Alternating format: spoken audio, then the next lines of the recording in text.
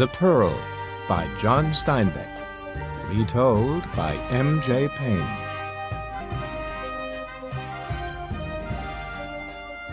Chapter 1.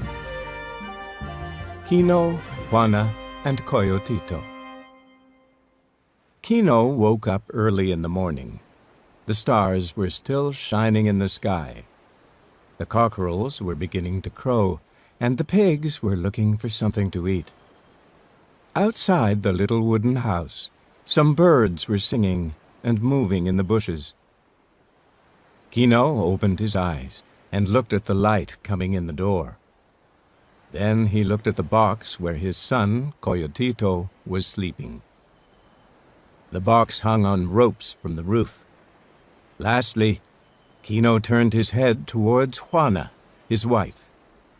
Juana lay beside him on the mat. Her shawl covered her body and half her face. Juana's eyes were open. Her eyes were always open when Kino woke up. Juana had eyes like little stars. She was looking at Kino as he woke up. Kino could hear the sound of the waves on the beach. The sound of the waves was like music in the early morning. Kino's blanket covered his nose because the air was cold. He turned his head and saw Juana. She was quietly getting up. She went to the hanging box where Coyotito slept. She bent over and comforted Coyotito. The baby looked up for a moment, then closed his eyes and slept again. Juana went to the little fire. She took a piece of coal and blew it until it started to burn. Then Juana put pieces of wood on the fire. Kino got up and pulled his blanket around his head and shoulders. He pushed his feet into his sandals and went outside. He stood and watched the sun come up. Kino sat down outside the door and pulled the blanket round his knees. He looked at the little red clouds high over the sea. A goat came near and looked at Kino. Behind Kino, the fire began to burn brightly. Kino could see the flames and the light through the door. He could see the flames through the holes in the walls of his little house, too. Juana was busy making corn cakes for breakfast. Suddenly, the sun came up out of the sea. The sun was so bright that Kino covered his eyes. He could see Juana making the corn cakes. Kino could smell the corn cakes cooking, too. A thin, frightened dog came up and lay down next to Kino. The morning was beautiful, like every other morning. Kino heard Juana take Coyotito out of his hanging box. Juana washed the baby and pulled her shawl round him. She held Coyotito close and fed him. Kino could hear these things without looking at them. Juana was singing an old song. She sang the song in many different ways. The song comforted Kino. The song comforted Coyotito, too. There was a wooden fence around Kino's house. On the other side of the fence, there were some more houses. Smoke came from these houses, and Kino could hear people having breakfast. But these sounds were not like the sounds in Kino's house. His neighbors' wives were not like Juana either. The morning air was not so cold now, and Kino pulled the blanket from his face. Kino was young and strong. His black hair hung down over his brown forehead. He had hard, bright eyes and a thin, strong mustache. Yellow sunlight fell on the house. Near the wooden fence, two cockerels started to fight. Kino watched the cockerels for a moment. Then Kino watched some birds flying towards the hills. The world was awake now. Kino got up and went into his little wooden house. Juana was sitting near the fire. She got up as Kino came through the door.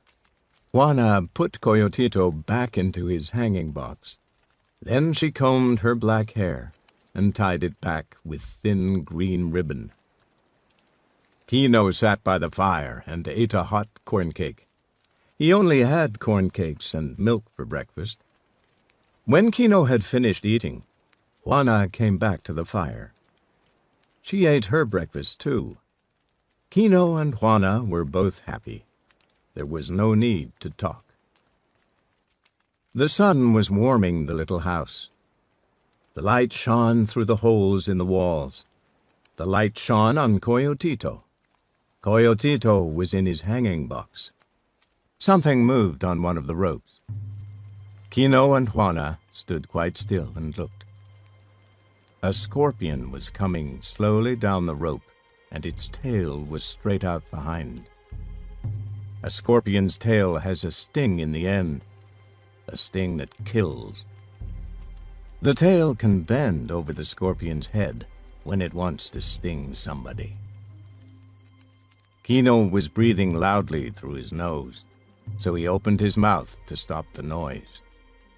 The scorpion moved slowly down the rope towards the box. Juana prayed silently. Kino moved very quietly across the room with his hands in front of him. His eyes were on the scorpion. Under the scorpion, in the hanging box, Coyotito laughed and put up his hand. The scorpion saw the hand and stopped. The scorpion's tail bent over its head. Kino could see the sting in the end of its tail. Kino stood very still and moved his hand forward very slowly. The scorpion's tail bent over again. At that moment, Coyotito touched the rope, and the scorpion fell. Kino put his hand forward very quickly, but the scorpion fell past Kino's fingers onto the baby's shoulder. The scorpion stung Coyotito. Kino cried out like an animal. He took the scorpion and pressed it between his hands. Kino threw the scorpion down and beat it into the ground. Coyotito screamed with pain in his box. Juana took the baby in her arms. She found the red wound. She put her lips over the wound and sucked. Juana sucked hard and spat out the poison. She sucked again, and Coyotito screamed. Kino stood and watched. He could do nothing. The neighbors heard the baby's screams, and they came out of their houses.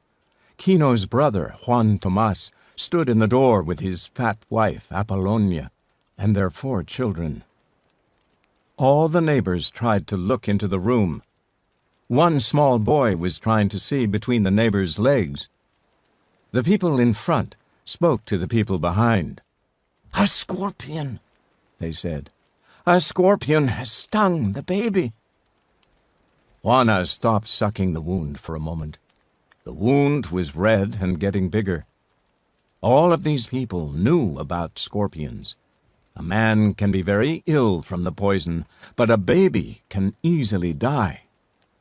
First, the wound gets bigger. Then the baby is hot and has a pain in the stomach. A baby can easily die if enough poison goes into the wound. The pain of the sting was going away. Coyotito stopped screaming and began to cry quietly. Juana was a little woman, but she was very strong. She always did what Kino wanted, and she was always happy. She could work hard and go without food, almost better than Kino could.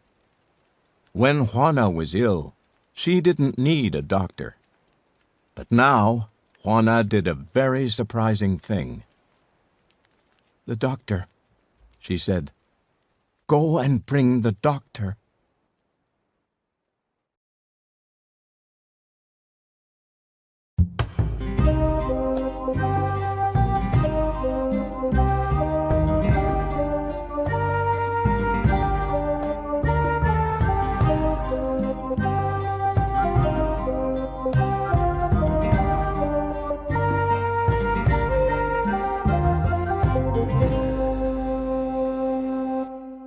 Chapter 2.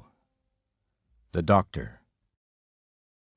"The doctor will not come," the people in the doorway said. "No," Kino said to Juana. "The doctor will not come to us." Juana looked at Kino. Juana's eyes were cold. Coyotito was Juana's first baby. He was the most important thing in Juana's life. "Then we will go to the doctor," Juana said. Juana put one end of her shawl over her head. She put the other end of the shawl over the baby's eyes. The people in the doorway pushed against the people behind, and Juana went out of the house. Kino and Juana went out of the gate to the little path, and the neighbors followed. They were all going to the doctor with Kino and Juana. They all walked quickly to the center of the town. Juana and Kino were first. All the neighbors and their children were following. The sun made black shadows on the ground. All the people and the black shadows moved quickly towards the town. They came to a place where the little wooden houses ended and the stone houses began. The city had houses with big walls and cool gardens. Red and white flowers hung over the walls. Juana and Kino could hear little birds in cages singing in the gardens. The poor people crossed the square and passed in front of the church. More people were following Kino and Juana now. Everyone was talking about Coyotito and the scorpion. The people knew that Kino and Juana were taking their baby to the doctor. The beggars in front of the church looked at Kino and Juana. The beggars looked at Juana's old blue skirt and the holes in her shawl. They looked at Kino's old blanket. They could see that Kino was poor. The beggars followed because they wanted to see what was going to happen. The beggars knew everything in the town. They knew about the little crimes and the big crimes. The beggars slept outside the church. No one could enter without the beggars knowing. And the beggars knew the doctor, too. They knew that the doctor was no good.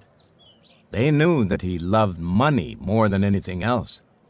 They also knew that the doctor could not make people better. They had seen the dead bodies go into the church. There was nobody in the church now. There was nobody in the church with money, so the beggars followed Kino and Juana. They wanted to see what the fat, lazy doctor was going to do for a poor baby with a scorpion sting. The crowd of people came to the big gate in the wall of the doctor's house. They could smell the food cooking in the doctor's house. Kino stopped and thought about the doctor. The doctor was not of the same race as Kino. The doctor's race had beaten and robbed Kino's race for nearly 400 years. Kino always felt afraid and angry when he came near people of the doctor's race. Kino felt that he could kill the doctor more easily than he could talk to him. People of the doctor's race spoke to all of Kino's race as if they were animals. Kino raised his right hand to knock at the door. He felt angry. His lips were tight against his teeth, but he took off his hat with his left hand. Kino knocked at the gate and waited. Coyotito cried a little in Juana's arms. She spoke quietly to the baby. The crowd pushed nearer to see and hear. After a moment, the big gate opened a few inches. The man who opened the door was a man of Kino's race. Kino spoke to him in their Indian language. "My little boy," Kino said, "a scorpion has stung my little boy." The door started to close. The servant refused to speak in the Indian language. "Wait a moment," the servant said in Spanish, and shut the door. The bright sun threw the people's shadows on the white wall. The doctor sat on the bed in his room. He was wearing a dressing gown made of red silk. The dressing gown came from Paris.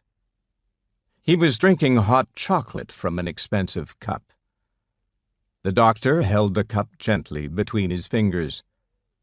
The doctor was fat, and he did not look happy. There was a little bell and some cigarettes on a table beside the doctor. The furniture and curtains in the room were heavy and dark.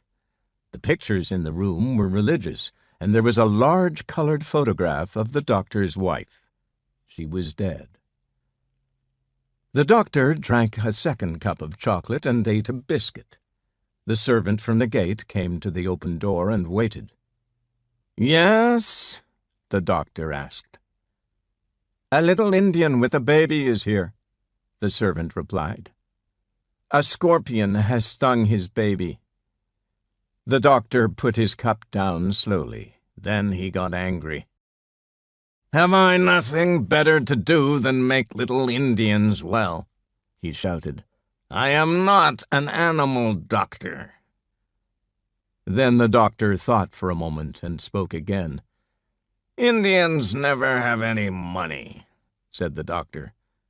"Go and see if the Indian has any money." "Yes, sir," said the servant.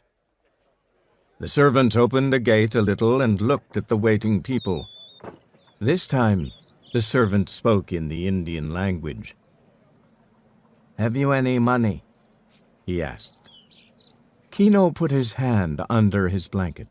He brought out a piece of paper. He slowly opened the paper so that the servant could see 8 pearls. The pearls were ugly and gray and almost without value. The servant took the pearls and closed the gate again. This time he soon came back.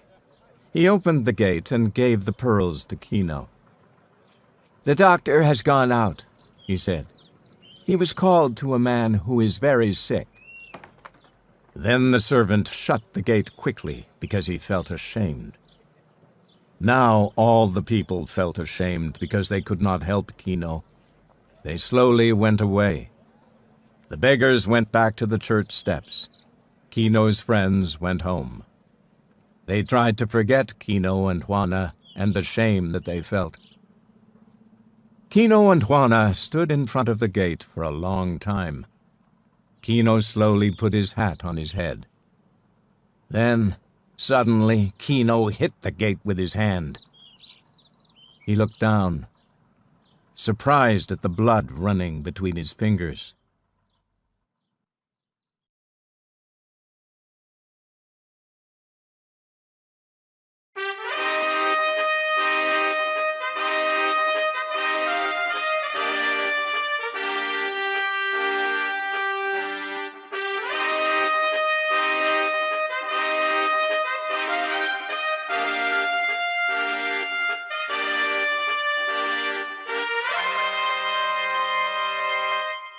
Chapter 3. Kino Finds a Pearl. The little wooden houses of the fishing people were built near the beach on the right of the town. There were canoes in front of the houses. Kino and Juana came slowly down the beach to Kino's canoe. Kino's canoe was the most valuable thing he owned. The canoe was very old. It had belonged to Kino's father and grandfather in the old days. Now it belonged to Kino. A canoe was valuable because a man could get food with it. If a man had a canoe, he could always give a woman something to eat. If a man had a canoe, he did not need to fear hunger. Every year, Kino covered his canoe with plaster which his father had taught him to make. The plaster hardened on the outside of the canoe and made it strong and safe. Now Kino came to the canoe. He laid his diving stone, his basket, and ropes in the bottom of the canoe. Then he folded his blanket and laid it in the boat. Juana laid Coyotito on the blanket. She put her shawl over him so that the hot sun could not shine on him. Coyotito was quiet now, but the wound made by the scorpion's sting was getting worse. Juana could see that the poison had gone up to his neck and under his ear. Coyotito's face was red and hot. Juana collected some brown seaweed and put it on the baby's shoulder. Seaweed was as good a medicine as the doctor could have given to Coyotito. But because this medicine was simple and didn't cost anything, people didn't think it was much good. The dangerous stomach pains had not come to Coyotito. Perhaps Juana had sucked out the poison in time, but she still worried about her firstborn child. Juana had not prayed directly to God for Coyotito to get better. Instead, she had prayed that Kino might find a pearl. Then they would have money to pay the doctor. Kino and Juana pushed the canoe down the beach into the water. Juana climbed in, and Kino pushed the back of the boat. Kino walked in the water beside the canoe until it floated on the little waves. Then Kino and Juana paddled the canoe forward. It moved quickly through the water. The other pearl fishermen had gone out to sea before Kino and Juana. In a few moments, Kino could see the fishermen in their boats above the oyster beds. The oyster beds were very valuable because any oyster might have a pearl in it. Pearls are made by accident. A small piece of sand hurts the flesh of the oyster. The oyster then covers the piece of sand with smooth plaster. This plaster becomes hard like rock and turns into a pearl. If the oyster covers it again and again, the pearl becomes bigger and more valuable. In the past, these oyster beds had made the King of Spain very rich. And because he was rich, he had become very powerful. The pearls from these oyster beds had helped the King of Spain to pay for his wars. Men have dived for oysters for centuries. They collect the oysters from the bottom of the sea and open them to look for pearls. Kino had 2 ropes. One was tied to a heavy stone, and the other was tied to a basket. Kino took off his shirt and trousers and put his hat in the bottom of the canoe.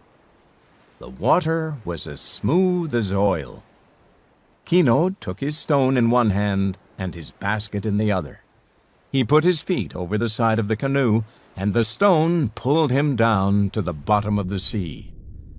Bubbles came up behind Kino until the water cleared and he could see clearly.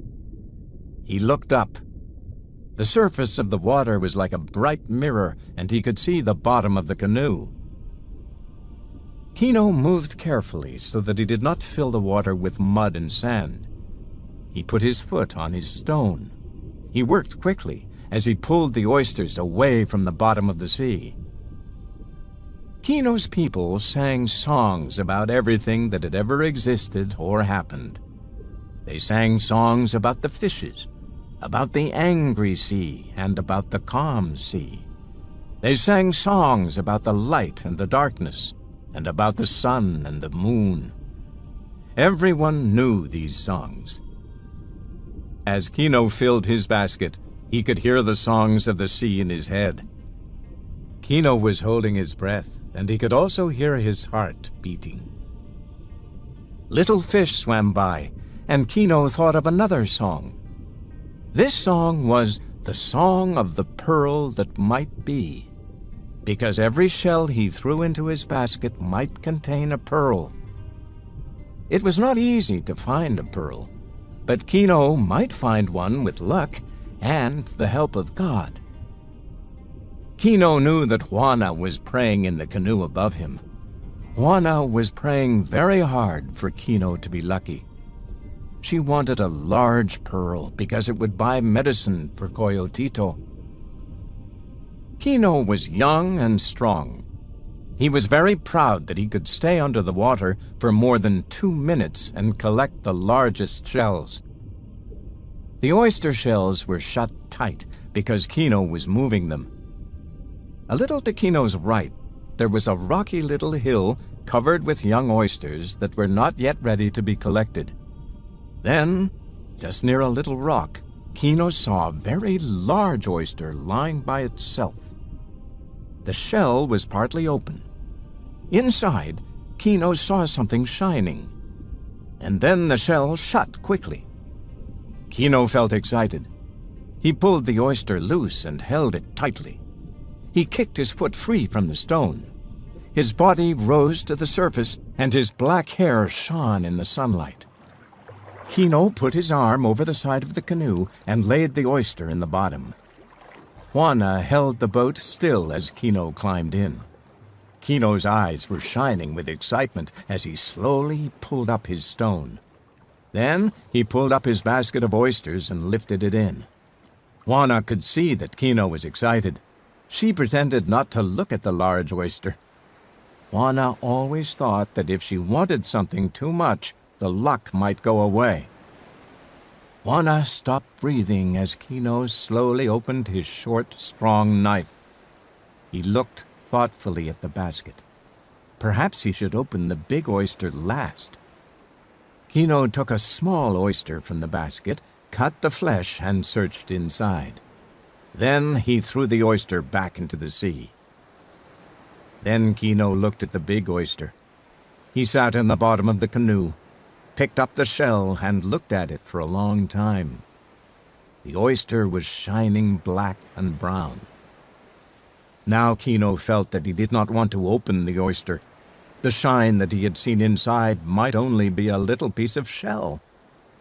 Under the water, a man could see many things that were not real. Juana's eyes were looking at Kino, and she could not wait. She put her hand on top of Coyotito's covered head. "Open it," she said softly. Kino quickly pushed his knife into the shell. The shell tried to close, but Kino pushed hard, and the shell fell open. The flesh of the oyster moved, then was still. Kino lifted the flesh, and there lay a great pearl. The sunlight fell on the pearl and made it shine like silver. It was the largest pearl in the world. Juana held her breath and made a little noise. The song of the pearl was loud in Kino's head. This shiny pearl would make all of Kino's dreams come true. Kino picked the pearl out of the oyster and held it in his open hand. He turned the pearl over and saw that it was very beautiful.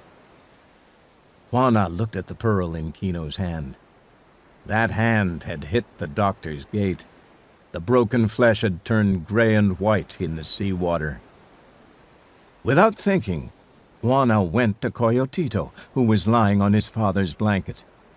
Juana lifted the seaweed and looked at Coyotito's shoulder. "Kino!" she cried suddenly. Kino looked up and saw that the poison was going out of the baby's shoulder. He saw that the poison was going out of Coyotito's body. Then Kino's hand closed over the pearl, and he put back his head and cried out loudly. His eyes rolled, and his body was stiff as he screamed towards the sky. The men in the other canoes looked up, surprised. Then they paddled quickly towards Kino's canoe.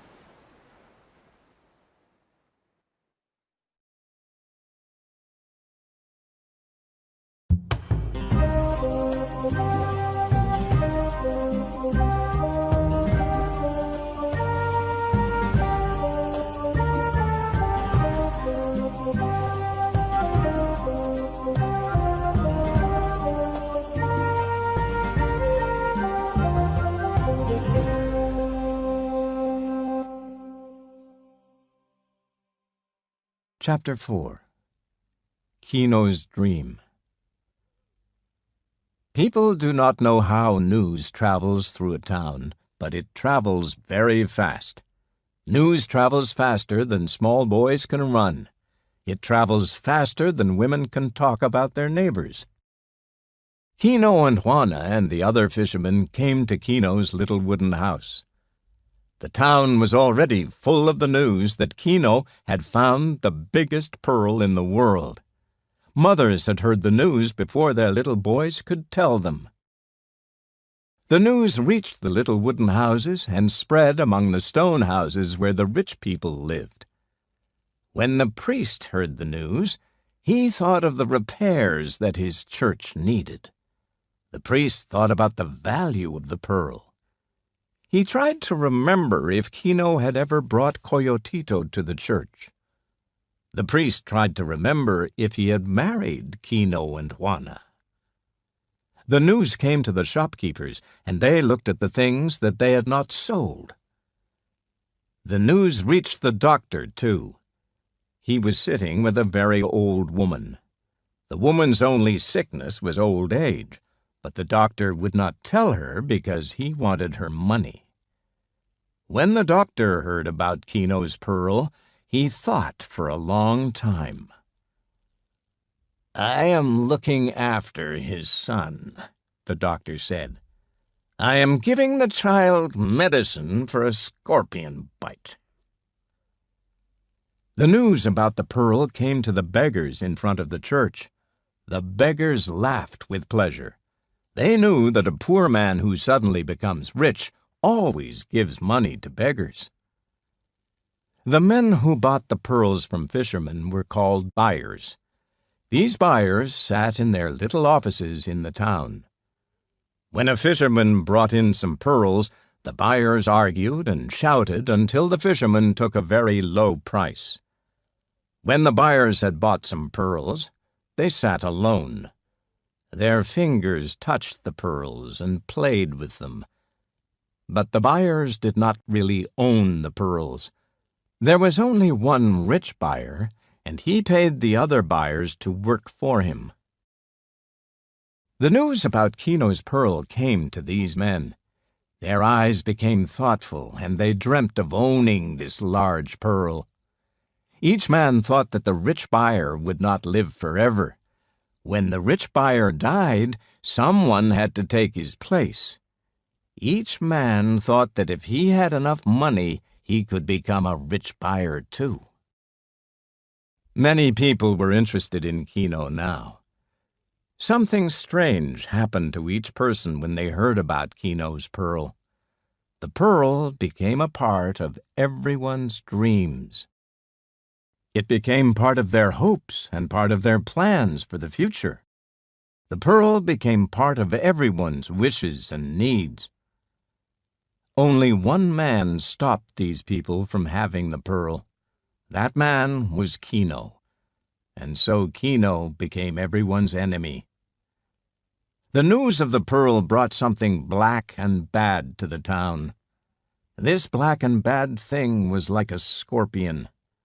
The town seemed to have become full of poison. Kino and Juana did not know these things because they were both so happy and excited.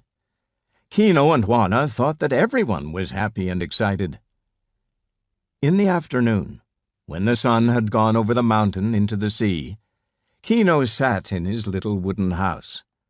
Juana sat beside him. The house was full of neighbors. Kino held the great pearl in his hand, and the pearl felt warm and alive. The neighbors looked at the pearl in Kino's hand. They asked themselves how such luck could come to any man. Kino's brother, Juan Tomas, sat beside Kino. "What will you do now that you have become a rich man?" he asked Kino. Kino looked at his pearl. Juana looked down and covered her face with her shawl so that the neighbors could not see her.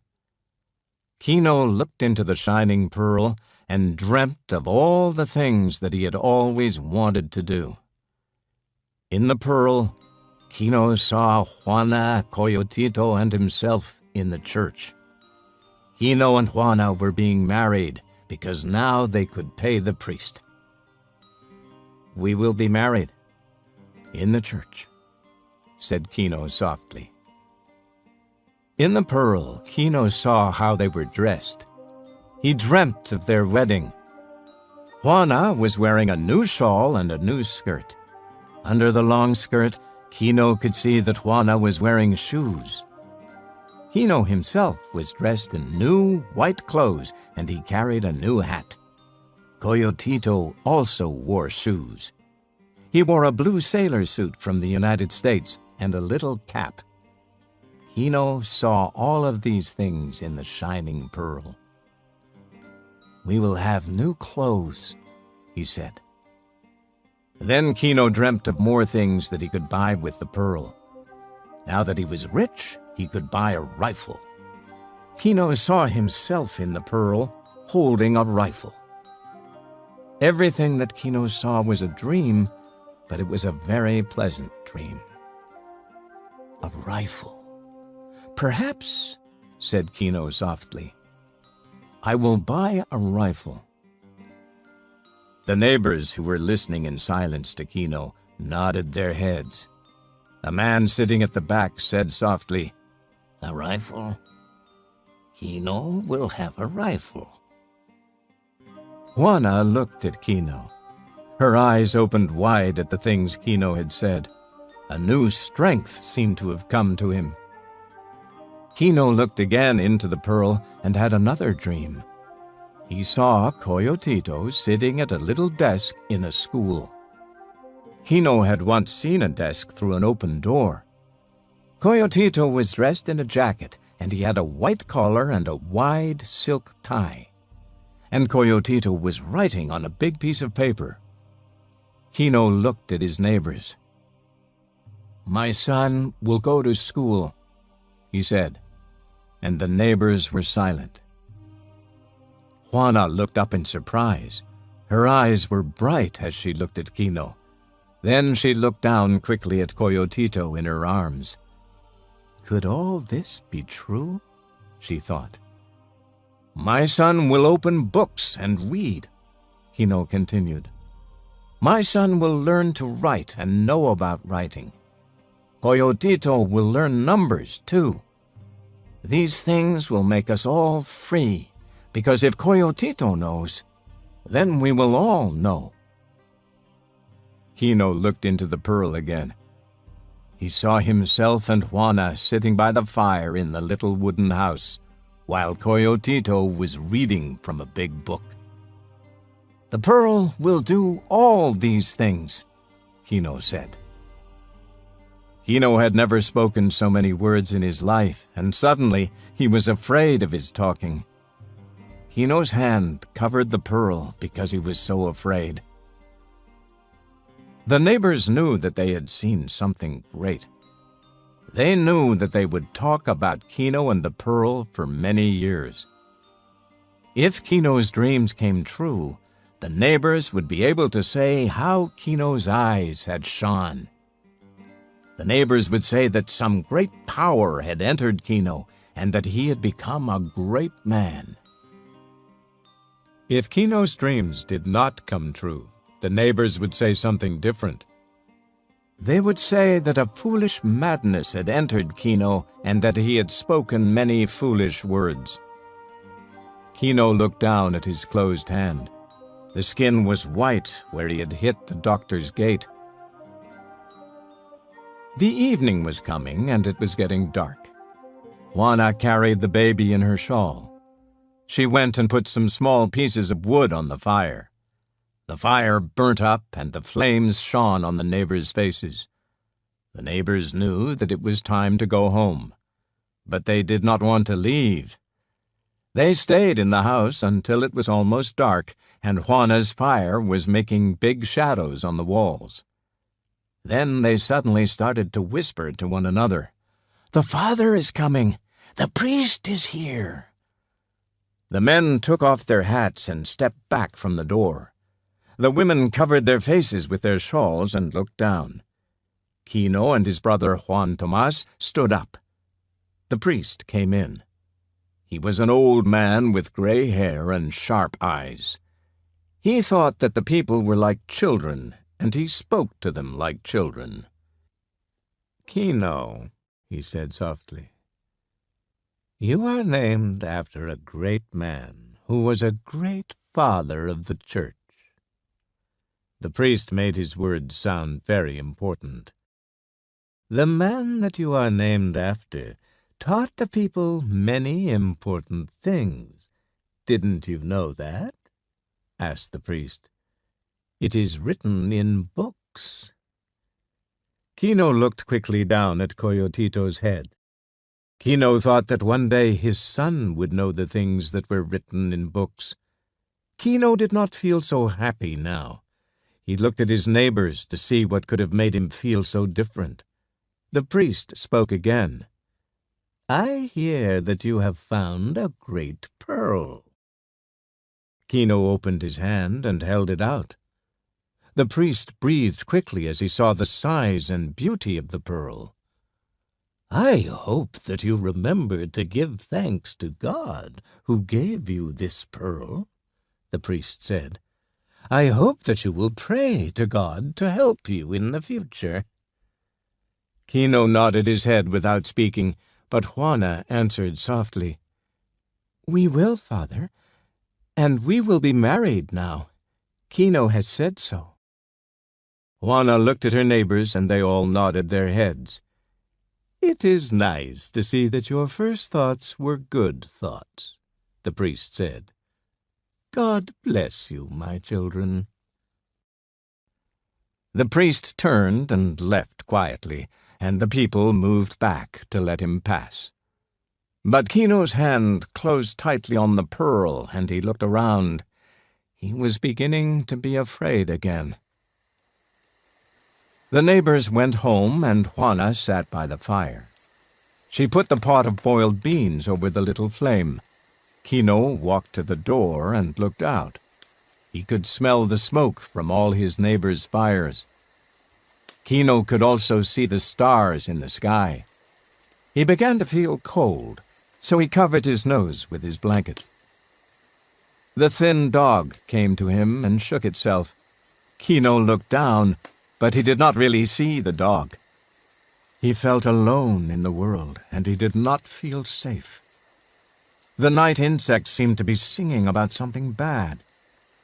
Kino shook a little and pulled his blanket more tightly against his nose. He still held the pearl, and it felt warm and smooth in his hand. Kino could hear Juana behind him. She was making cakes near the little fire. For a few moments, Kino felt safe. Then he felt afraid again. Kino was afraid of making plans. He knew that it was dangerous to make plans. Bad things happen to a man who makes too many plans. Kino wanted the money that the pearl would bring him. He wanted to send Coyotito to school. He had so many plans that it was dangerous to make plans, and Kino was afraid of the danger. But he wanted the money. Kino stood at the door and looked out into the night.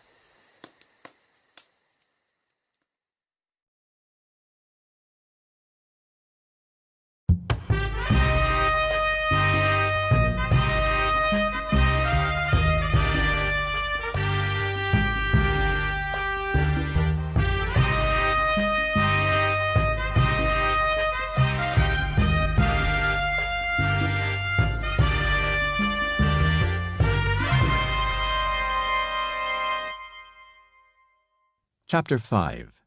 The Doctor Comes. While Kino was standing at the door, he saw two men coming.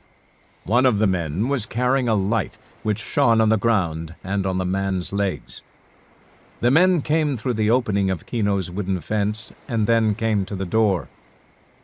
Kino saw that one of the men was the doctor and the other was the doctor's servant. "I wasn't at home when you came this morning," the doctor said. "When I heard about your baby, I came as quickly as I could." Kino stood in the door, with hate burning in his eyes. He was afraid again. He was afraid because the doctor's race had beaten and robbed Kino's race for hundreds of years. "The baby is nearly well," Kino said quickly. The doctor smiled, but his eyes did not smile. "Sometimes, my friend," the doctor said, "a baby that has been stung by a scorpion will begin to get better. Then, suddenly—" The doctor made a little noise with his lips to show how quickly death could come. "Sometimes," the doctor said again, "a sting will leave a thin leg, or a blind eye, or a bent back. Oh, I know about scorpion stings, my friend. I can make your baby better." Kino felt even more afraid. He did not know about scorpion stings. The doctor had read many books. Perhaps the doctor was right. Kino was angry at himself and at the doctor. He was angry at himself because he had not learnt to read books. He was angry at the doctor because the doctor knew this. Kino did not know what to do. He felt sure that the doctor was telling lies, but he could not do anything which might be bad for his son, Coyotito. He stood back and let the doctor and the servant enter the little house. Juana stood up from the fire as the doctor came in. Juana covered the baby's face with her shawl. When the doctor went to her and held out his hands, Juana held the baby close to herself.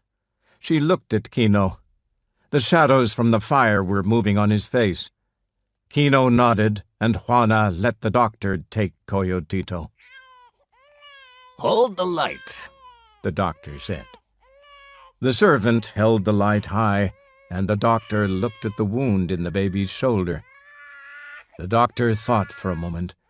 Then he pulled back the baby's eyelid and looked at Coyotito's eyes. The doctor nodded his head as the baby moved about in his arms. "I thought this would happen," the doctor said. "The poison has gone in, and the baby will soon get worse. Come, look." The doctor looked into the baby's eye. Kino looked and saw that the eye was a little blue. Kino did not know whether the eye was always blue or not. He did not know whether to believe the doctor or not. But there was nothing Kino could do. The doctor took a little bottle of pills from his bag. Then he took Coyotito and pressed the baby's lips until Coyotito opened his mouth. The doctor's fat fingers put the pill far back on the baby's tongue, so that Coyotito could not spit the pill out. Then the doctor took a jug of water and gave Coyotito a drink. The doctor looked again at the baby's eyes and then gave Coyotito back to Juana. "I think that the poison will get worse in about an hour," the doctor said. "The medicine may save the baby. I will come back in an hour. Perhaps I am in time to save your son." The doctor took a deep breath and went out of the house. The servant followed with the light. Juana held Coyotito under her shawl. She looked at the baby, and she was worried and frightened. Kino came to her. He lifted the shawl and looked at his son. Kino moved his hand to look under the eyelid. Then he saw that the pearl was still in his hand. He went to a box by the wall, took a piece of cloth from the box, and put the pearl in it. Then Kino went to a corner of the little house and made a little hole in the floor with his fingers. He put the pearl in the hole and covered it with dirt. Then Kino went to the fire where Juana was sitting. At home, the doctor sat in his chair and looked at his watch. His servant brought him some chocolate and cakes. The doctor looked at the food, but he was not hungry. In their houses, the neighbors talked about the pearl. They showed each other the size of the pearl. They told each other how beautiful the pearl was. The neighbors were watching to see how the pearl changed Kino and Juana. The neighbors all knew that the doctor had come because of the pearl. It was a hot night. The thin little dog came to Kino's door and looked in. The dog shook itself when Kino looked at it. When Kino looked away, the dog lay down. The dog did not enter the house, but it watched as Kino ate some food. When Kino had finished his meal, Juana suddenly spoke. "Kino," she said. Kino looked at Juana and then got up and went to her quickly. Kino could see that Juana was frightened. He stood over her and looked down. He could not see because there was not enough light. Kino kicked some wood on the fire to make it burn. Soon he could see the baby's face. Coyotito's face was red and his lips were red. Suddenly, Coyotito's throat and stomach moved, and he was very sick. So the doctor knew that the baby would be sick, Kino said. Kino remembered the medicine, and he was sure that the doctor had made Coyotito sick. Juana moved from side to side and sang a little song. She thought that the song would keep away the danger. Coyotito moved about in Juana's arms and was suddenly sick again. The doctor finished his chocolate and ate the little cakes. He brushed some little pieces of cake off his fingers and looked at his watch. Then he got up and took his bag. The news about the baby's illness went quickly from house to house. Illness, like hunger, was the enemy of poor people. Some people said softly, "Luck brings bad friends." They all nodded their heads and got up to go to Kino's house. The neighbors walked quickly through the dark night until they were all in Kino's house again. They stood and talked about this illness that had come at a time of happiness. The old women sat down beside Juana to try and comfort her. "All things are in God's hands," they said. The doctor came in, followed by his servant. The old women stood back quickly as the doctor took the baby. The doctor then looked carefully at Coyotito and felt the baby's head. "The poison is still there," the doctor said. "I think that I can make it go. I will do my best." The doctor asked for some water in a cup. He put some medicine in the cup and poured it into the baby's mouth. Coyotito coughed and cried, and Juana watched with frightened eyes. The doctor spoke a little as he worked. "It is lucky that I know about scorpion's poison," he said. Slowly, the baby stopped moving about in the doctor's arms. Then Coyotito breathed deeply and went to sleep, because the sickness had made him very tired. The doctor gave the baby back to Juana. "He will get well now," the doctor said. "I have made him better." The doctor closed his bag and then spoke again. "When do you think that you can pay the bill?" he asked. "I will pay you when I have sold the pearl," Kino replied. "Have you got a pearl? A good pearl?" the doctor asked with interest. Then all the neighbors spoke together. "He has found the greatest pearl in the world," they said, and they showed the size of the pearl with their fingers. "Kino will be a rich man," the neighbors said. "No one has ever seen such a pearl." "I had not heard about it," said the doctor, looking surprised. "Do you keep this pearl in a safe place?" he asked. "Perhaps you would like me to look after it for you." Kino looked at the doctor with half-shut eyes. "I have put the pearl in a safe place," he said. "Tomorrow I will sell it, and then I will pay you." The doctor looked into Kino's eyes. He knew that the pearl would be somewhere in the house. He thought that Kino might look towards the place where the pearl was. "It would be bad if the pearl was stolen before you could sell it," the doctor said. And he saw that Kino's eyes looked quickly at the floor near the corner of the house. When the doctor and the neighbors had gone, Kino sat by the fire and listened to the sounds of the night. Kino could hear the little waves on the beach and the barking of the dogs. He could hear the wind blowing through the roof and his neighbors talking in their houses. The fishermen do not sleep all night. They wake up from time to time, talk a little, then go to sleep again.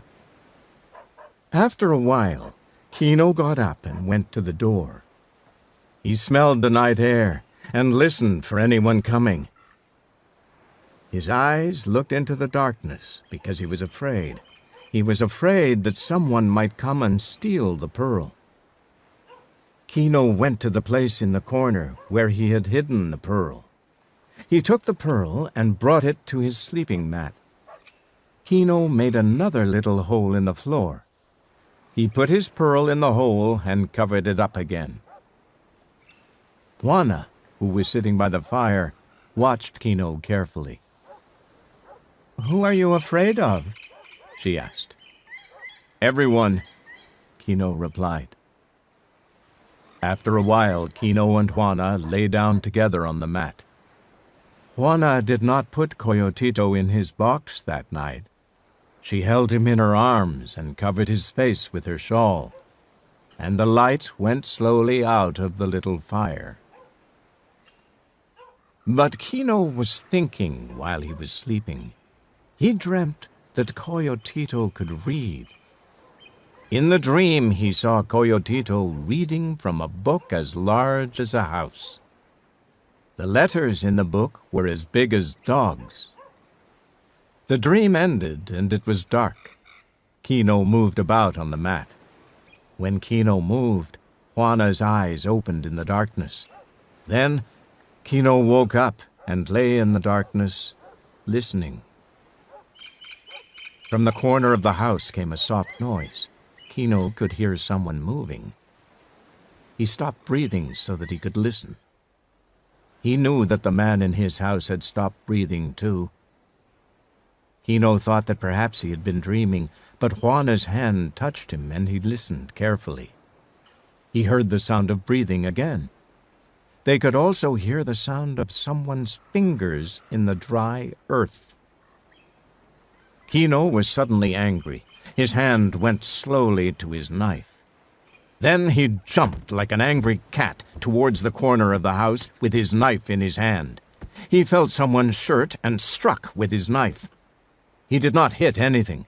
Kino struck again and felt his knife going through the shirt. Then something hit Kino on the head. Kino's head was suddenly full of pain, and he heard someone running towards the door. Then there was silence. Kino could feel warm blood running down his face, and he could hear Juana calling to him. "Kino! Kino!" she cried. Juana sounded very frightened. "I'm all right," Kino said. "He's gone." Kino went slowly back to his sleeping mat. Juana was already working at the fire. She found a piece of burning ash and some little pieces of wood. Juana blew on the fire and made the flames burn. Soon a little light danced through the house. Then Juana took a candle, lit it from the flames, and put the candle near the fire. Juana worked quickly, crying a little as she moved about. She put the end of her shawl in some water and washed the blood from Kino's head. "It's nothing," Kino said, but his voice was hard and cold. Suddenly Juana cried out. "The pearl is bad," she cried. "It will destroy us. Throw it away, Kino. Let's break the pearl with a big stone. Let's put the pearl in the ground. Let's throw the pearl back into the sea." In the firelight, Juana's lips and eyes looked very frightened, but Kino's face did not look frightened now. "This is our one chance," he said. "Our son must go to school. Coyotito will not be a poor man. He will be free." "The pearl will destroy us," Juana cried. "The pearl will destroy our son, too." "Be quiet," Kino cried. "In the morning we will sell the pearl. Be quiet, wife." Kino's dark eyes were angry as he looked into the little fire. His knife was still in his hands. Kino raised the knife and looked at it. he saw a little line of blood on it. Kino cleaned the knife by pushing it into the earth. The morning wind blew on the water and through the trees. Little waves washed onto the sandy beach. Kino lifted up his sleeping mat and found his pearl. He put the pearl in front of him and looked at it for a long time. The beauty of the pearl made Kino dream again. The pearl was so beautiful. The pearl would buy happiness for the future. The shining pearl would keep away illness and danger. Kino and Juana would never be hungry again.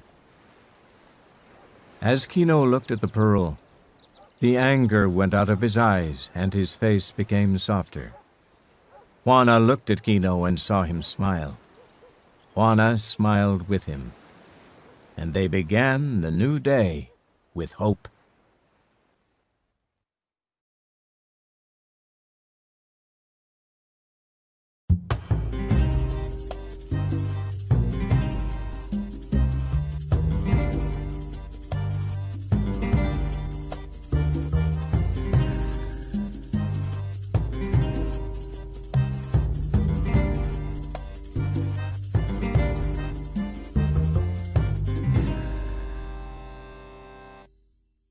Chapter 6. Kino tries to sell the pearl. In the early morning, everyone knew that Kino was going to sell his pearl. Kino's neighbors and the fishermen from the little wooden houses knew. The shopkeepers knew about the pearl, and people talked about it in church. The beggars knew that Kino was going to sell his pearl. The little boys were excited, and the pearl buyers were excited too. Each pearl buyer sat alone in his office. Each man played with a few pearls and thought about Kino. When someone wanted to sell a pearl, the buyers became very excited. The happiest pearl buyer was the buyer who bought pearls for the lowest prices, and all the buyers knew the price that they were going to offer Kino. The sun was hot and yellow that morning. The canoes lay in a line on the beach, but the fishermen did not go out diving for pearls. They wanted to see Kino sell his pearl. In the little wooden house by the sea, Kino's neighbors sat eating their breakfast for a long time. They talked about the things they would do if they found the pearl. One man said that he would give all the money to the church. Another man said that he would give all the money to the poor people in the town. The neighbors hoped that the money would not change Kino. They hoped that Kino would not become greedy. All the neighbors liked Kino, and they did not want the pearl to destroy him. "Kino has a good wife," said the neighbors, "and a beautiful baby. Kino and Juana will have more babies in the future. We hope that the pearl will not destroy them all." For Kino and Juana, this morning was the most important morning of their lives. Coyotito was dressed in his best clothes. Juana combed her hair and tied the ends with 2 little bows of red ribbon. Then Juana put on her marriage skirt. Kino's clothes were old but clean. This was the last day that Kino would wear old clothes. Tomorrow, or perhaps this afternoon, Kino would have new clothes. The neighbors were dressed and ready too. They were watching Kino's door. They were waiting for Kino and Juana to leave the house.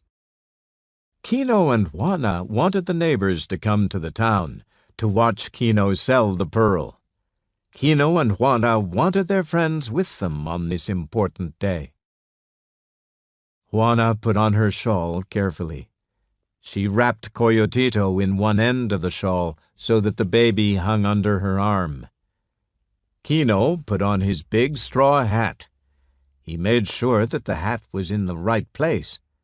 Kino did not want the hat on the back or on the side of his head, like an unmarried man. He did not want the hat to be flat on his head, like an old man, either. Kino wanted the hat to be lifted a little at the front to show that he was young and strong. People can tell many things by the way a man wears his hat. Then Kino wrapped the great pearl in an old soft piece of animal skin and put it in a little leather bag. He put the leather bag in his pocket. Kino folded his blanket over his left shoulder, and then he was ready. Kino stepped out of the house. Juana followed, carrying Coyotito. As Kino and Juana walked up the little street towards the town, the neighbors came out of their houses. Many people and children came out of their houses. But because the day was so important, only one man walked with Kino. That was Kino's brother, Juan Tomas. "You must be careful that the buyers do not cheat you," Juan Tomas said. "I shall be very careful," Kino replied. "How can we know what is a fair price?" asked Juan Tomas. "We do not know the price that the buyers give in other towns." "That is true," Kino answered. "But how can we know? We are here, and we are not in the other towns." "Before you were born, Kino," he said, "the old people thought of a way to get more money for their pearls. The old people thought that if they paid a man to take all the pearls to the capital, he would get a better price." "I know," Kino said, nodding his head. "The idea was good."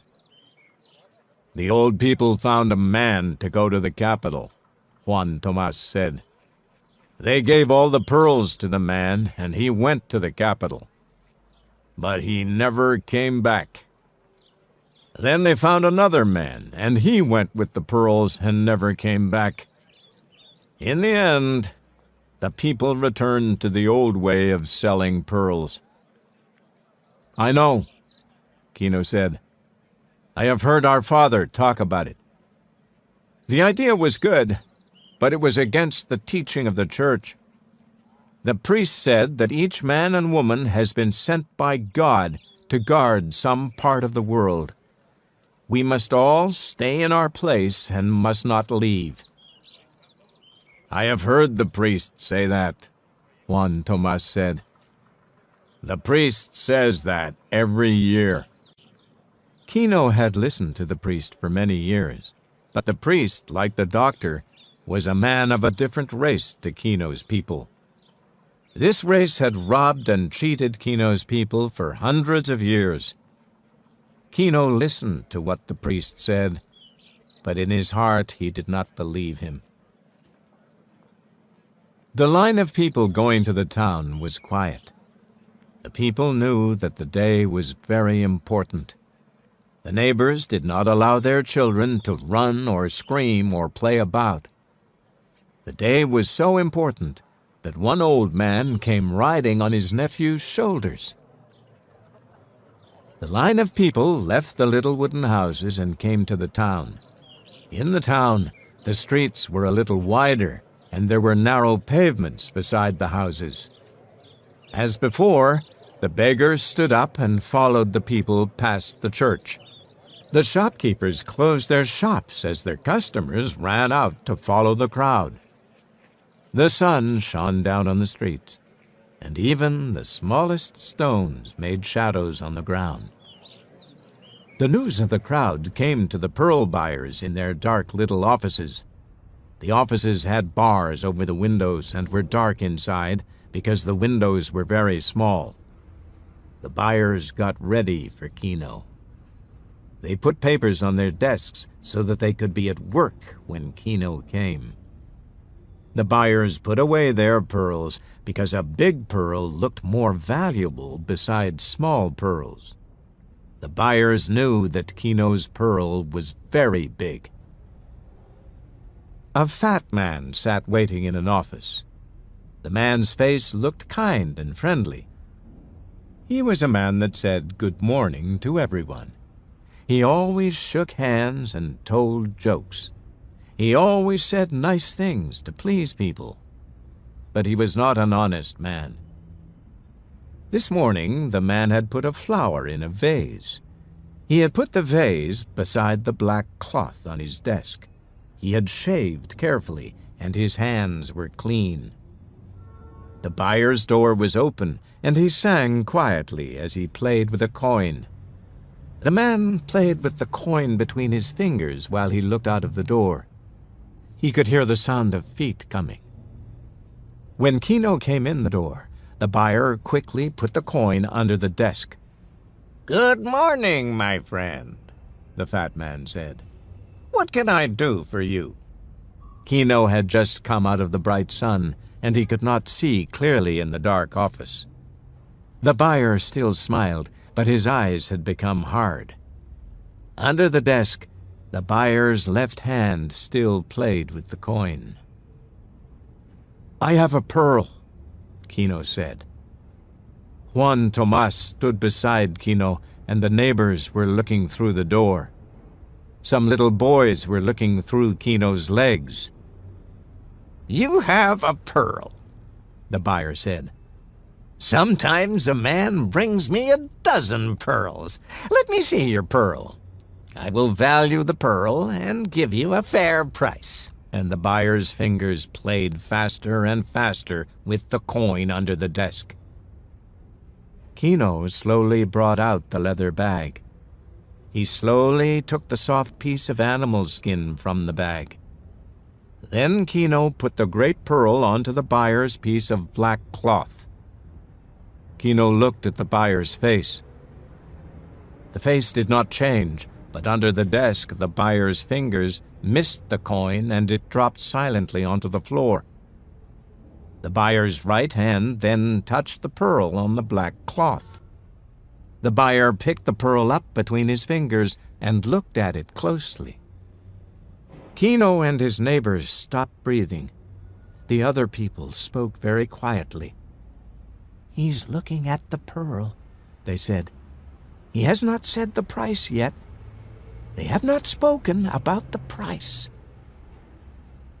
The buyer put the pearl back on the black cloth.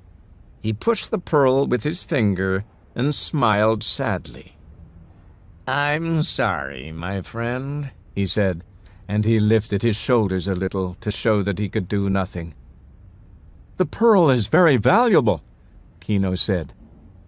The buyer's fingers pushed the pearl so that it went from one side of the cloth to the other side. "This pearl is too big," the buyer said. "Who would buy it?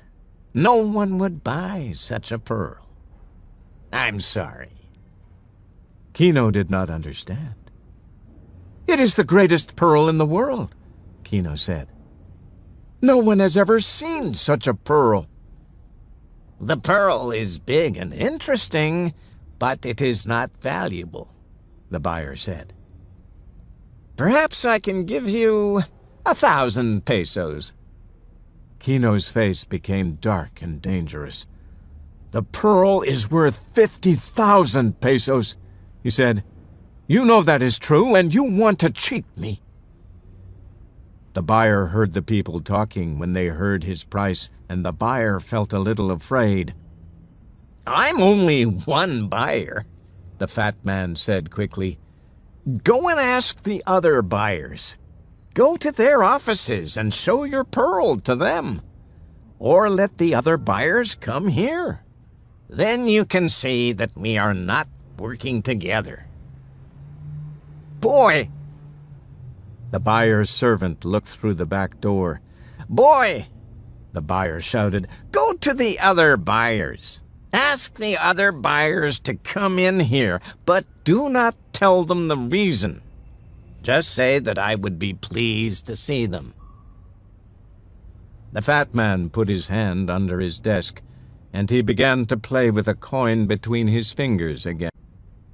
Kino's neighbors talked quietly together. They had been afraid that something was wrong with the pearl. The pearl was big, but it had a strange color.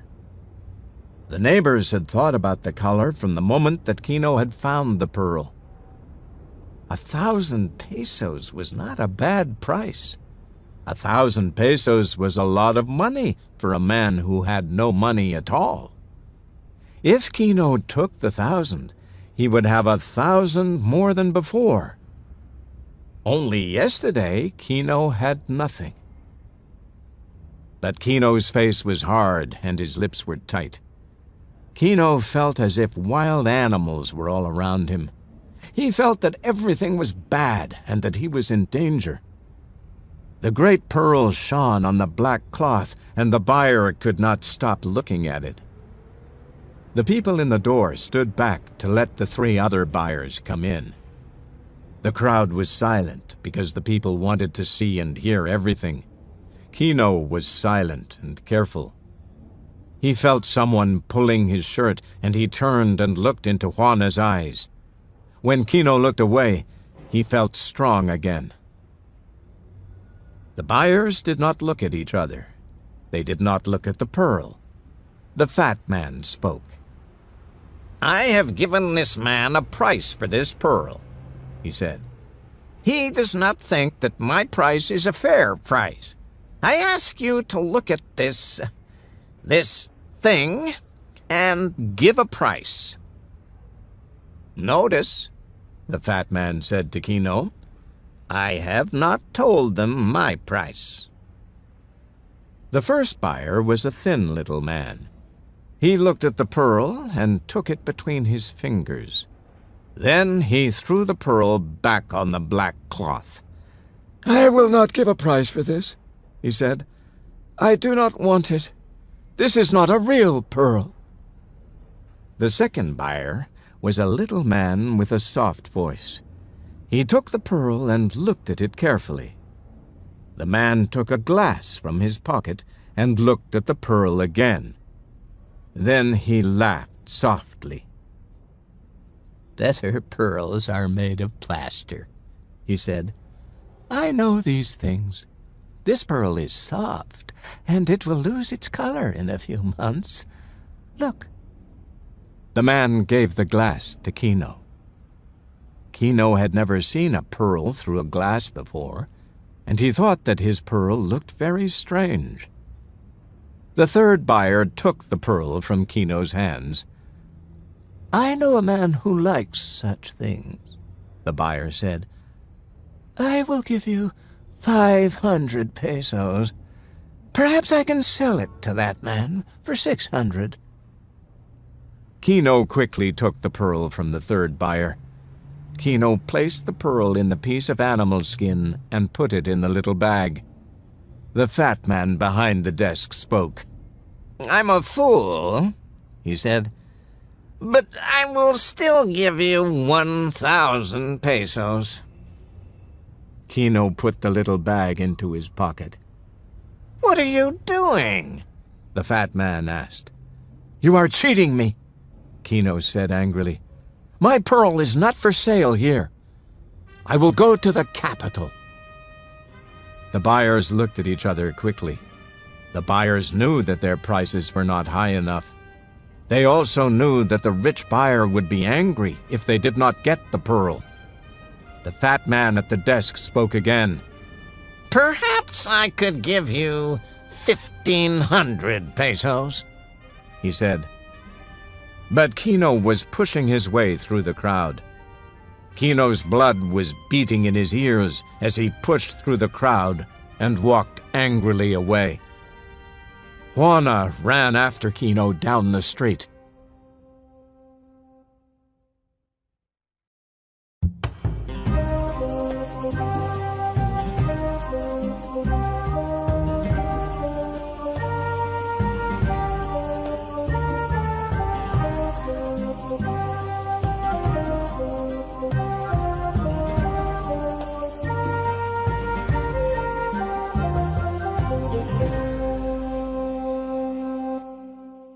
Chapter 7.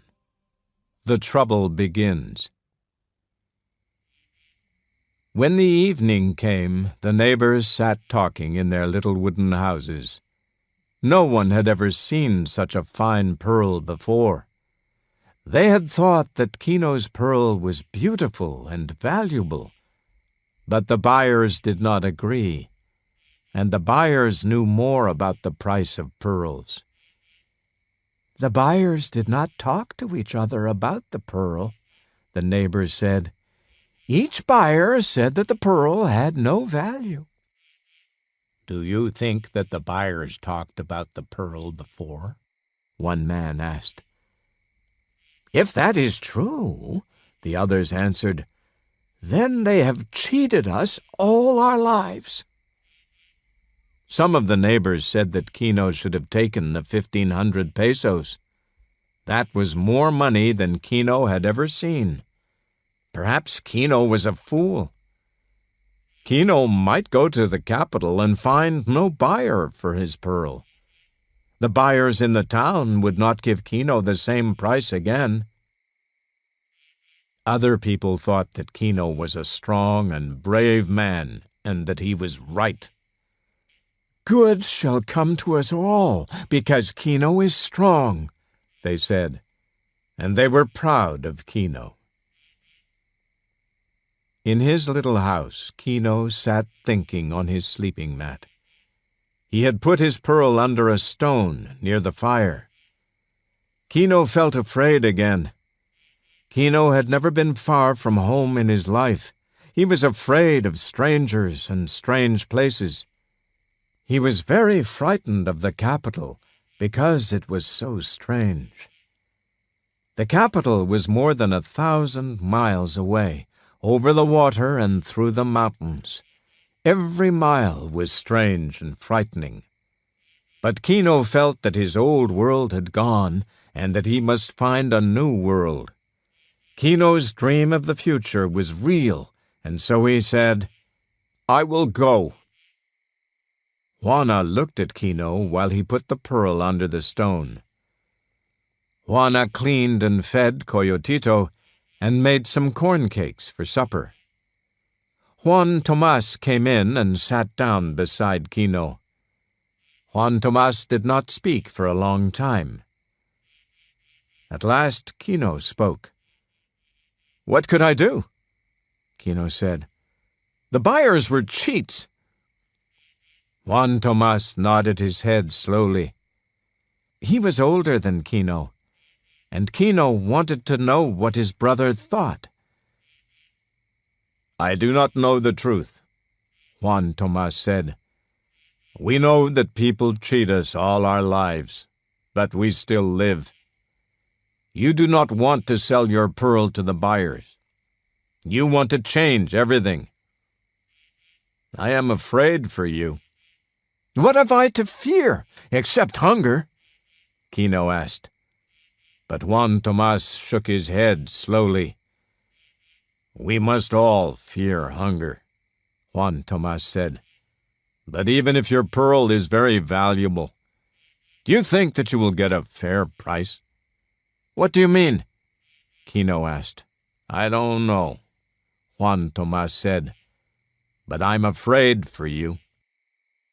You are walking into a new world, and you do not know the way." "I will go. I will go soon," Kino said. "Yes," said Juan Tomas, "you must go. But do you think you will find any different people in the capital? Here in the town you have friends, and you have me, your brother. In the capital you will have no one." "What can I do?" Kino asked. "The buyers have cheated us. My son must have a chance. The buyers are trying to cheat my son. My friends will help me." "Your friends will only help you if they are not in danger too," Juan Tomas said. Then he got up and said, "Go with God." "Go with God," Kino answered. But he did not look up because his brother's words were strangely cold. Long after Juan Tomas had gone, Kino sat thinking on his sleeping mat. Kino felt tired and without hope. He did not know what to do. He could hear the sounds of the night. Juana looked at Kino. She knew that she could only help Kino by being silent and by being near to him. Juana was afraid, so she held Coyotito close and sang a little song to keep away the danger. Kino did not move or ask for his supper. Juana knew that Kino would ask for the supper when he wanted to eat. Kino's eyes were still. He thought that he could hear something outside the house. Kino thought that something dark and bad was waiting for him outside in the night. The thing outside was dark and bad, and it called Kino to come and fight. Kino's right hand went into his shirt, and he felt his knife. His eyes were open wide. He stood up and went to the door. Juana wanted to stop Kino. She lifted up her hand to stop him, and her mouth opened. Kino looked out into the darkness for a long time, and then he went outside. Juana heard something move through the air and hit Kino. Juana was too afraid to move for a moment. Then she pulled her lips back from her teeth like a cat. She put Coyotito on the floor, took a stone from near the fire, and ran outside. Kino lay on the ground. Juana could not see anyone else. The only sound was the sound of the wind and the waves. But Juana felt that someone was there in the darkness, behind the wooden fence, or waiting in the shadow of the house. Juana dropped her stone and put her arms around Kino. She helped him get up and walk into the house. Blood was running down Kino's face, and he had a deep cut from his ear to his chin. Kino shook his head from side to side. His shirt and his clothes were torn. Juana helped Kino to his sleeping mat, and then she wiped the blood from his face with her skirt. She brought Kino some water to drink, but he still shook his head from side to side. "Who was it?" Juana asked. "I don't know," Kino said. "I didn't see." Juana washed the cut on Kino's face while he sat and looked in front of him. "Kino, my husband," Juana cried, and Kino's eyes looked past her. "Can you hear me?" she asked. "I can hear you," Kino said with a tired voice. "Kino," Juana said, "this pearl is bad. Let's destroy it before it destroys us. Let's break the pearl between two stones. Let's throw it back in the sea. Kino, the pearl is bad. It's bad." As Juana spoke, the light came back into Kino's eyes. His eyes shone with anger, and his face became hard. "No," Kino said. "I will fight. I will win. We will have our chance." And Kino hit his sleeping mat with his hand. "No one will take our good luck from us," Kino said. Kino looked at Juana. He did not seem so angry now. He put his hand on Juana's shoulder. "Believe me," he said, "I am a man. In the morning, I will take our canoe, and we will go over the sea and over the mountains to the capital. You will come with me. We will not be cheated. I am a man." "Kino," Juana said with a tired voice, "I am afraid. Even a man can be killed. Let's throw the pearl back into the sea." And Juana was silent. "Let's sleep a little," Kino said. "We will start when it is light. Are you afraid to go with me?" "No, husband," Juana answered. Kino's eyes were soft and warm, and his hand touched Juana's face. "Let's sleep a little," he said.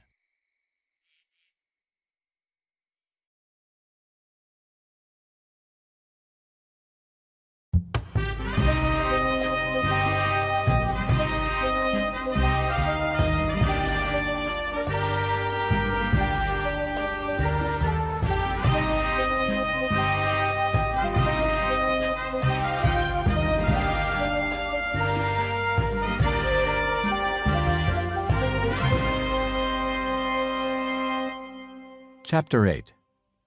Fire and Death. Kino opened his eyes in the darkness. He felt something moving near him, but he did not move. Kino's eyes looked into the darkness. The light of the moon came through the holes in the little house. By the light of the moon, Kino saw Juana get up silently. He saw her go towards the fireplace. Kino heard a little sound as Juana moved the stone. Then she went quietly to the door. She stopped for a moment near Coyotito's hanging box. Then Kino saw Juana in the doorway as she went out. Kino was very angry. He got up and quickly followed Juana. Kino could hear her footsteps going towards the sea. Kino's anger was burning in his head as he silently followed her. Juana went through some bushes and over some stones towards the water. Then she heard Kino coming and she started to run. Juana's arm was up and ready to throw the pearl into the sea. Kino jumped forward and held her arm and took the pearl. Then Kino hit Juana in the face with his hand. Juana fell on the stones, and Kino kicked her as she lay on the ground. In the moonlight, Kino could see the little waves washing over Juana. Her skirt floated around her legs in the water. Kino looked down and angrily showed his teeth. Juana looked up with wide, frightened eyes. Juana was like a sheep in front of a butcher.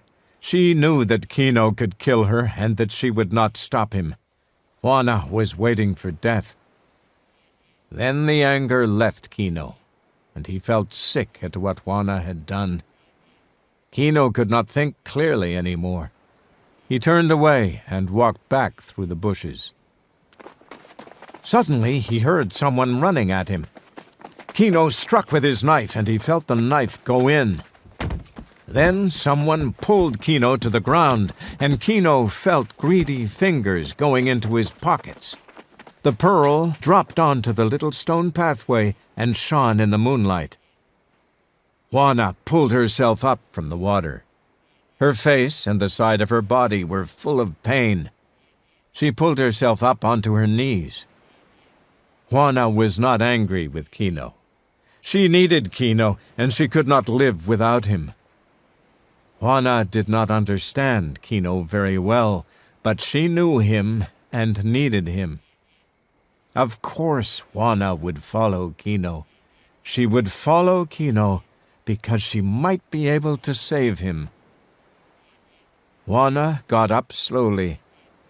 She washed her face with the seawater and then went slowly up the beach after Kino. Some clouds had moved over the sky from the south. The moon went in and out of the clouds so that Juana sometimes walked in darkness and sometimes in the moonlight. Her back was bent with pain, and her head hung low. She went through the bushes when the moon was covered with clouds. When it was light again, Juana saw the great pearl shining on the stone pathway. She knelt down and took the pearl. The moon went behind a cloud again. Juana stayed on her knees and thought about going back to the sea again. When the moon came out from behind the clouds, Juana saw two men lying on the path in front of her. Juana jumped up and saw that one of the men was Kino. The other man was a stranger. The stranger had blood coming from his throat. Kino moved a little and tried to talk. His arms and legs moved slowly, like the legs of a half-dead animal. A dead man was lying on the path, and Kino's knife was lying next to the dead man. And Kino's knife was covered with blood. Juana wanted to live the old life, the life before the pearl. But their lives had changed since they found the pearl. Bad things had happened. And now Kino had killed a man. Now Kino and Juana could do nothing except run away. Juana's pain had gone now. She quickly pulled the dead man from the pathway into the bushes. Juana went to Kino and washed his face with her wet skirt. At last Kino spoke. "They have taken the pearl," he said. "I have lost the pearl. My dream is finished. The pearl has gone." Juana comforted Kino as she would comfort a sick child. "Here is your pearl," Juana said. "I found the pearl on the path. Can you hear me now? Here is your pearl.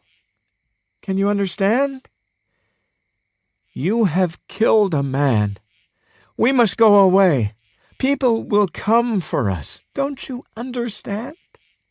We must go before daylight comes." "Someone attacked me," Kino answered. "I hit him to save my life." "Do you think anyone will believe that?" Juana asked. "No," Kino answered, breathing deeply. "You are right." Kino became a strong man again. "Go to our house and bring Coyotito," Kino said. "Bring all the corn that we have. I will push the canoe into the water, and we will go." Kino took his knife and left Juana. Kino ran towards the beach, and he came to his canoe. By the light of the moon, he saw a big hole in the bottom of his boat. Kino was so angry that he felt even stronger than before. His grandfather's canoe had been built with strong plaster. Now it had a big hole in the bottom. The killing of a boat was something very bad for the fisherman. The killing of a man was not so bad as the killing of a boat. A boat does not have sons, and a boat cannot fight. A wounded boat does not get better. Kino was angry and sad, but now he was as strong as an animal. Now Kino lived only to hide and to fight. He lived only to fight for his family. He ran up the beach and through the bushes to his little house. The cockerels were crowing now, and it was getting light. Smoke from the first fires was coming out of the houses. Kino could smell breakfast cooking. The early birds were moving in the bushes. The moon was losing its light, and the clouds were getting thicker in the south. The wind blew, and Kino could smell rain in the air. Kino suddenly felt happy as he hurried to his house. He could think clearly, because now he had only one thing to do. He had to go away. Kino touched the great pearl in his shirt. Then he felt his knife hanging round his neck. Suddenly, Kino saw a little light in front of him, and then a tall flame jumped into the air. The flame made a loud noise as it lit up the pathway. Kino started to run because he knew that his house was burning. Kino also knew that these little wooden houses could burn down in a few minutes. As Kino ran, Juana came running towards him with Coyotito in her arms. The baby was crying, and Juana's eyes were wide and frightened. Kino could see what had happened. He did not ask Juana any questions. Kino knew what had happened before Juana spoke. "Some men were in the house," Juana said. "They were looking for the pearl. Then they set fire to the wood." The strong light from the burning house shone on Kino's face. "Who was it?" Kino asked. "I don't know," Juana answered. "I could not see." The neighbors came running out of their houses. People tried to stop pieces of burning wood falling onto the other little houses. Suddenly, Kino was afraid. The light made him afraid. Kino remembered the dead man in the bushes near the path. He took Juana's arm and pulled her into the shadow of the house. He did not want the neighbors to see them. Kino pulled Juana away from the light because light was now a danger to them. Kino and Juana went quickly to the house of Juan Tomas. Kino went in the door and pulled Juana after him. Outside, Kino and Juana could hear the cries of children and the shouts of the neighbors. The neighbors thought that Kino might be inside the burning house.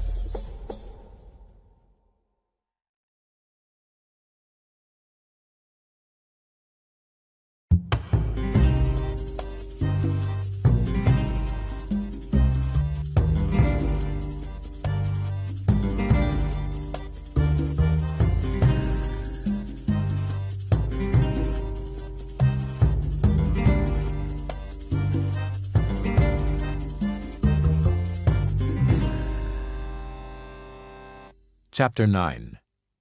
Kino and Juana Run Away. The house of Juan Tomas was almost the same as Kino's house. Nearly all the little wooden houses were the same. All the houses were full of holes, and Juana and Kino could still see the flames through the wall. They could see the tall flames burning up, and they saw the roof of their house fall in. Then Juana and Kino heard the shouts of their friends and the loud, high cry of Apollonia, the wife of Juan Tomas. Apollonia began to cry, like all the women cried when someone died in the family. A few minutes later, Apollonia came into her house to get her shawl. As she looked in a box by the wall, Kino spoke very quietly. "Apollonia," Kino said, "don't cry out. We are here." "How did you get here?" Apollonia asked. "Don't ask any questions now," Kino answered. "Go to Juan Tomas and bring him here, and don't tell the others. This is very important, Apollonia." Apollonia looked at Kino. "Yes, Kino," she said. In a few moments, Juan Tomas came back with his wife. Juan Tomas lit a candle and came to Kino and Juana in the corner. "Apollonia," Juan Tomas said, "go to the door and don't let anyone come in." Juan Tomas was older than Kino, and he seemed to know what to do. "Now, brother," Juan Tomas said, "tell me what happened."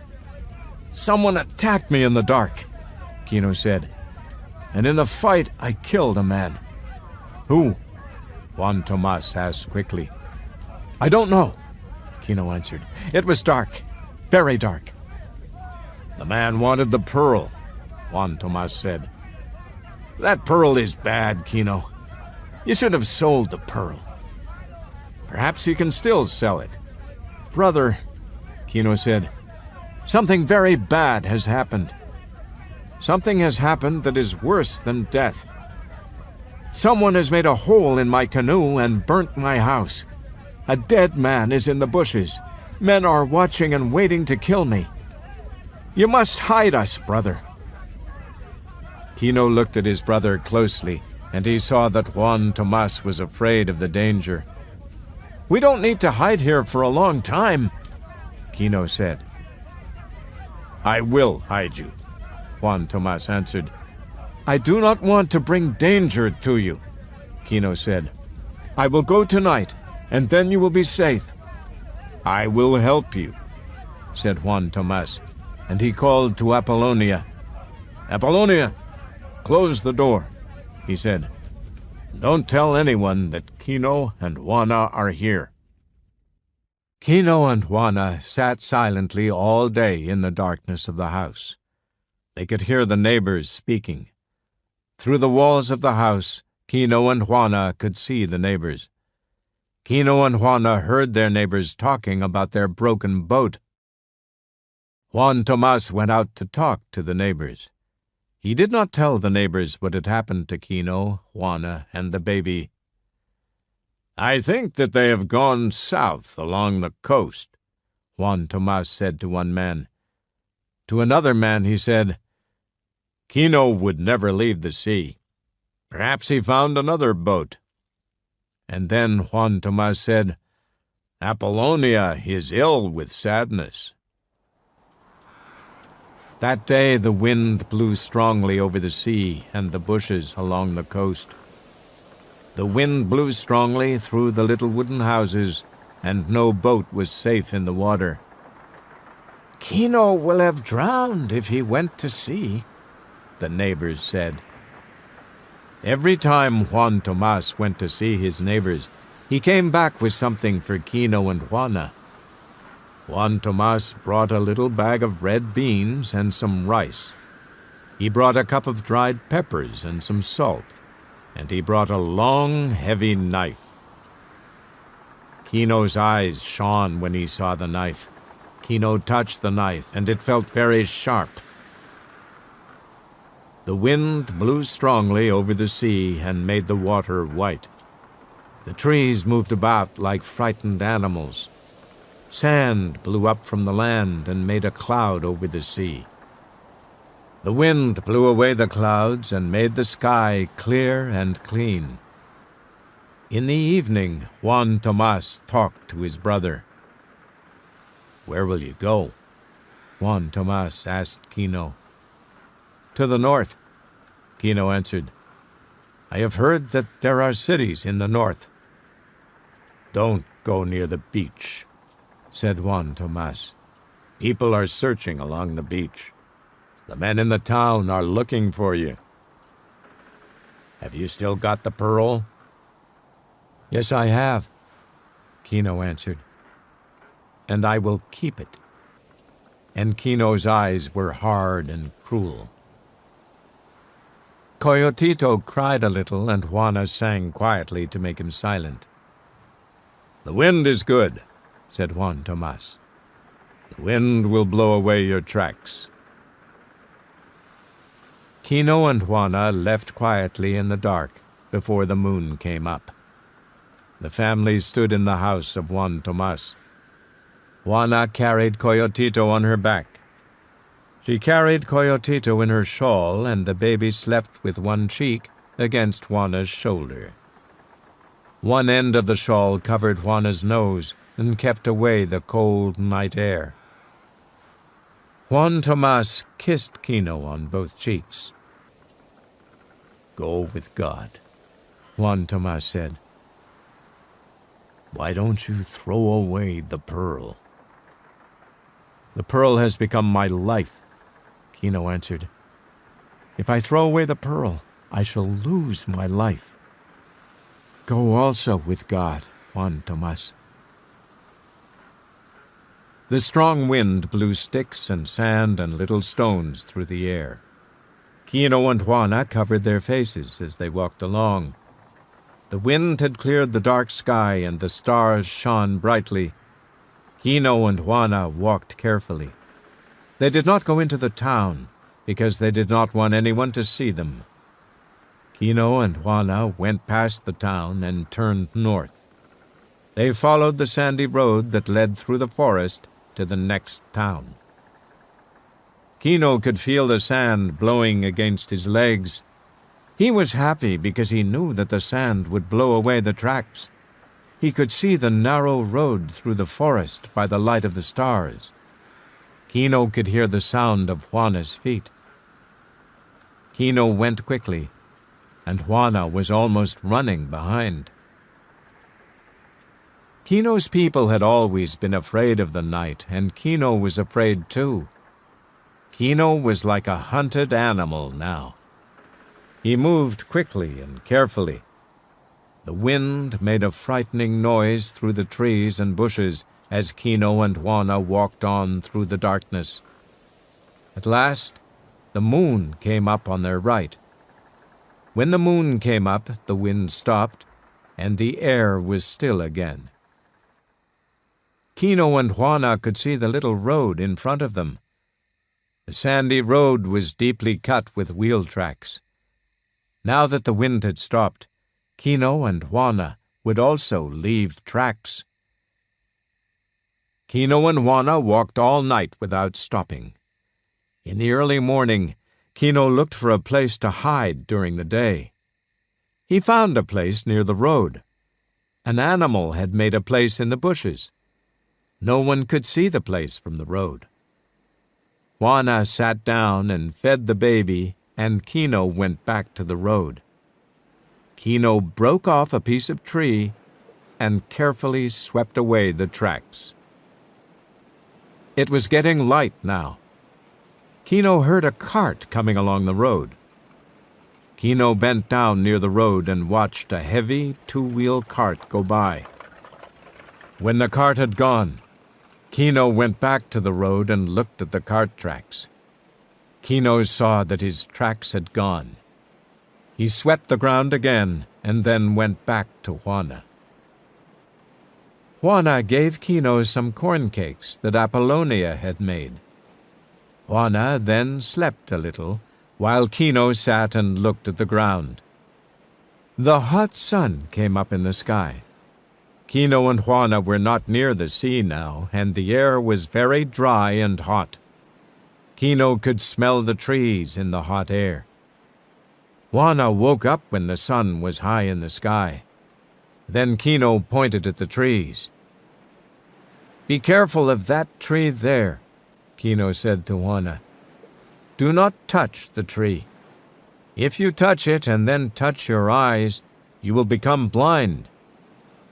Then Kino pointed to another tree. "Do not break the branch of that tree," he said. "If you break the branch, red blood will run out, and the blood brings bad luck." Juana nodded and smiled a little because she knew these things. "Will they follow us?" Juana asked. "Do you think that they will try to find us?" "They will try," Kino answered. "If they find us, they will take the pearl. Oh, yes, they will try." Then Juana said, "Perhaps the buyers were right and the pearl has no value. Perhaps we are wrong." Kino put his hand in his pocket and brought out the pearl. The sun made the pearl shine brightly. "No," Kino said. "They would not have tried to steal the pearl if it was not valuable." "Do you know who attacked you?" Juana asked. "Was it the buyers?" "I don't know," Kino answered. "I didn't see the people who attacked me." Kino looked into the pearl and started to dream again. He tried to dream of all the things he wanted, but he could not dream again. He could only think of the terrible things that had happened since they found the pearl. "When we sell this pearl, I will have a rifle," he said. Kino tried to think about the rifle, but he could only think of death. He thought of the man that he had killed with his knife. "We will be married in the church," Kino said quickly. But when Kino tried to think about his marriage, he thought about Juana. He could only think of the blood on Juana's face, where he had hit her. Kino was afraid, but he spoke again. "Our son must learn to read," he said. Kino looked at his pearl, and he tried to dream of his son reading a book. But instead, Kino dreamt about the doctor who had made Coyotito sick. Kino stopped thinking about these terrible things, and he put the pearl back into his pocket.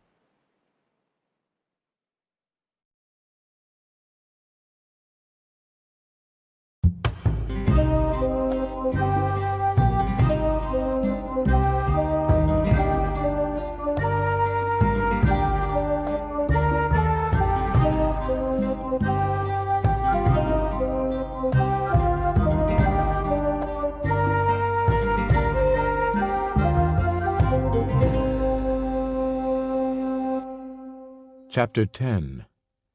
The Trackers. The sun was so hot that Kino and Juana moved into the shade of the bushes. Small birds moved about in the shade. Kino covered his eyes with his hat and wrapped his blanket around his face to keep the flies off. then he slept. But Juana did not sleep. Her face was still full of pain because Kino had hit her. Big flies flew around the cut on Juana's chin. When Coyotito woke up, Juana put him on the ground and watched the baby wave his arms and kick his feet. Coyotito smiled at Juana, and Juana smiled too. Juana played with Coyotito and gave him some water to drink. Kino was dreaming in his sleep. He moved about and cried out in a loud voice. Kino's hands moved as if he was fighting. Suddenly he sat up. He was breathing deeply. Kino listened, but he heard only the sounds of the forest. "What's the matter?" Juana asked. "Quiet," Kino answered. "You are only dreaming," Juana said. "Perhaps," Kino replied. Kino could not sleep again. When Juana gave him a corn cake, Kino stopped eating to listen. Kino was afraid. He looked over his shoulder into the trees and held his knife firmly in his hand. Coyotito made a little noise and Kino said, "Keep him quiet." "What's the matter?" Juana asked again. "I don't know," Kino answered. Suddenly he saw something moving. Kino bent his head down and looked through the trees. Far away, Kino could see 3 men. 2 of the men were walking and the other man was riding a horse. Kino knew what the men were doing. Suddenly Kino felt very frightened. The men who were walking were carefully looking at the ground. One of the men stopped and pointed at something. Kino knew that the men were trackers. These trackers could follow the tracks of sheep in the Rocky Mountains. They could see a piece of broken grass or little marks in the sand. They were as clever as hunting dogs. The man on the horse had a blanket covering his nose. He was carrying a rifle in his hand. Kino stood as still as a tree. He almost stopped breathing. His eyes looked at the place where he had swept away the tracks. The marks of the sweeping might tell the trackers something. Kino knew these men. They were very clever hunters, and now they were hunting Kino. Suddenly the trackers saw something, and they bent over to look more closely. The man on the horse waited and watched. The trackers made a noise like excited dogs. Kino slowly pulled out his knife and got ready. He knew what he must do. If the trackers found Kino, then he must jump at the horseman. He must kill the horseman quickly and take the rifle. That was Kino's only chance. As the men came nearer, Kino got ready. Juana could hear the horse coming. The baby made a little noise. Juana took Coyotito and put him under her shawl and fed him. When the trackers came near, Kino could only see their legs and the legs of the horse through the trees. Kino could see the men's dirty feet and their old clothes. The trackers came nearer and stopped again. The horseman stopped too. The horse moved its head up and down and breathed loudly through its nose. Then the trackers turned and looked at the horse and watched the animal's ears. They wanted to see if the horse could hear any strange noises. Kino stopped breathing, and his arms and legs were ready to fight. The trackers bent over the road for a long time. Then they moved away slowly.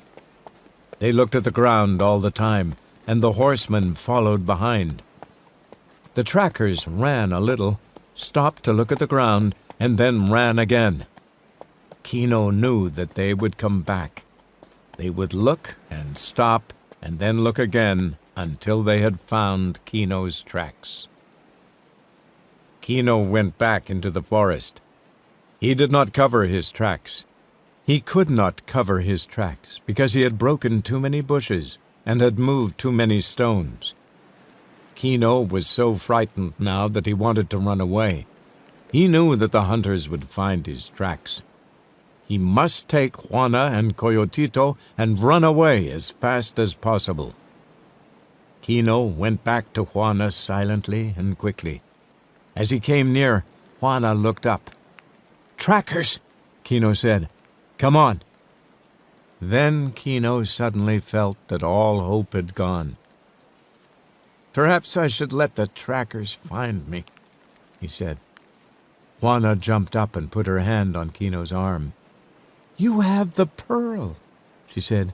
"Do you think that those men would take you back to the town alive?" Kino's hand went slowly to his pocket. "They will find the pearl," he said quietly. "Come on," Juana said. "Come on." When Kino did not move, Juana spoke again. "Do you think that they would not kill me too?" she asked. "Do you think that they would not kill Coyotito?" Juana had made Kino think. Kino's lips were tight over his teeth, and his eyes were full of hate and anger. "Come on," he said. "We will go to the mountains. Perhaps we can hide in the mountains." Kino picked up the little bags of food and the water bottle in his left hand. In his right hand he carried his big knife. Juana followed Kino through the bushes, and they went quickly towards the high mountains. They walked quickly through the bushes. Kino was so frightened that he did not cover the tracks. They walked quickly, kicking the stones and breaking the leaves from the trees. Kino and Juana could see the high mountains rising out of the forest and standing against the sky. They ran towards the mountains like hunted animals. This land had no water. Kino and Juana walked on broken stones and little pieces of dry grass. This desert country was burning hot. In front, the Rocky Mountains looked cool and safe. Kino walked as fast as he could. He knew what would happen. The hunters would soon find the tracks. Then they would come to the place where Kino and Juana had slept. The trackers could easily follow because of the broken stones and fallen leaves. They would find Kino and Juana. They would not take Kino and Juana and Coyotito back to the town. The horseman had a rifle. The little path became steeper and the stones were larger. But now Kino and his family were a long way from the trackers. Kino and Juana stopped to rest. Kino climbed onto a big rock and looked back. He could not see the trackers. Kino could not even see the tall horseman riding through the bushes. Juana sat in the shade of the rock. She put the water bottle to Coyotito's lips, and he drank the water quickly. Kino climbed down from the large rock and looked at Juana. He saw that her feet were cut from the stones and bushes. Juana quickly covered her feet with her skirt. Then Juana gave the water bottle to Kino, but he shook his head. He was thirsty, but there was only a little water left. "Juana," said Kino, "I will go and you will hide. I will go to the mountains and the trackers will follow me. When they have gone, you will go north. Then I will come to you." Juana looked into Kino's eyes for a moment. "No," she said. "We will go with you." "I can go faster alone," Kino said angrily. "You will put Coyotito in more danger if you go with me." "No," Juana said. "You must," Kino answered. "I want you to hide." "No," Juana said again. Kino looked at Juana. He could see no fear or weakness in her face. Juana's eyes were very bright, and they seemed to make Kino strong. When Kino and Juana started walking again, he was no longer frightened. Kino and Juana climbed higher towards the mountains. They were walking on flat rocks now, and they were not making tracks.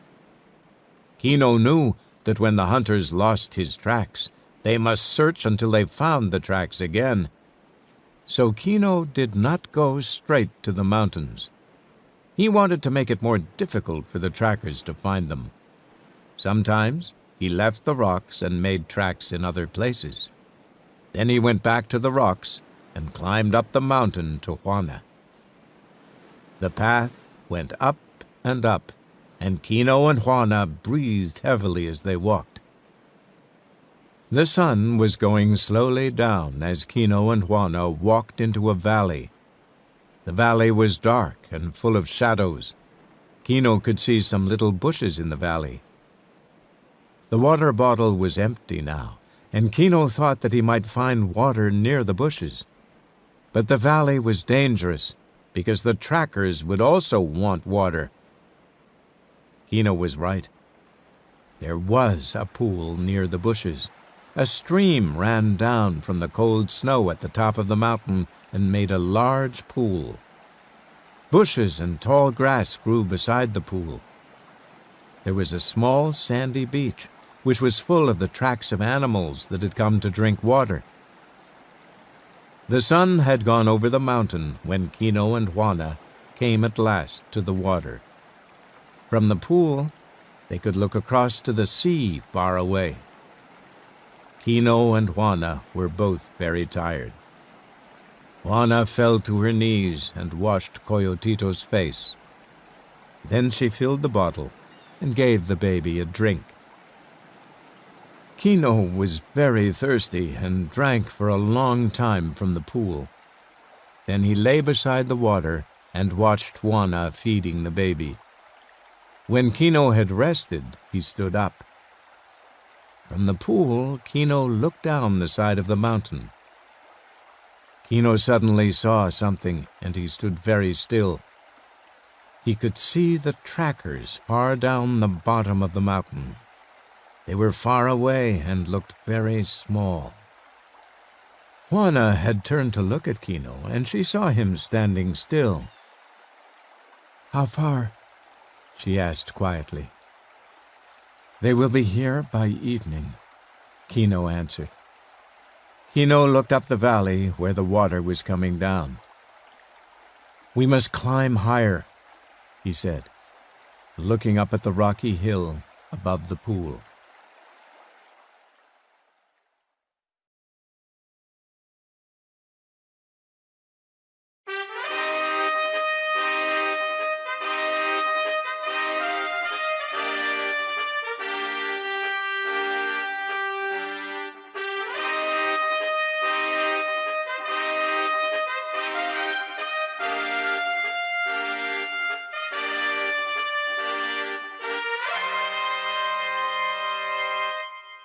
Chapter 11. The Cry of Death. While Kino was looking up, he saw some caves. The caves were about 30 feet up on the rocky hill. Kino climbed up, holding the rocks with his hands and feet. The caves were a few feet deep and made by the wind. Kino crawled into the largest cave and lay down. He knew that nobody could see him from outside. He crawled out of the cave again and climbed quickly down to Juana. "We must go up there," Kino said. "Perhaps the men will not find us up there." Juana did not ask Kino any questions. She filled her water bottle to the top, and Kino helped her up to the cave. Kino brought up the packages of food and passed them to Juana. She sat in the entrance of the cave and watched. Juana saw that Kino did not try to rub out their tracks in the sand. Instead, Kino climbed up the rocks beside the water and pulled out the little plants. When Kino had climbed 100 feet, he came down again. He looked carefully at the rocks leading to the cave. He saw that there were no marks. Then he climbed up to the cave and crawled in beside Juana. "The trackers will see these marks I have made, and they will follow them," said Kino. "When the men go up there, we will go back down again. but I am afraid that the baby will cry. You must not let the baby cry." "He will not cry," Juana said. She lifted the baby and looked into Coyotito's eyes. Coyotito looked at Juana. "He knows not to cry," she said. Kino lay in the entrance of the cave.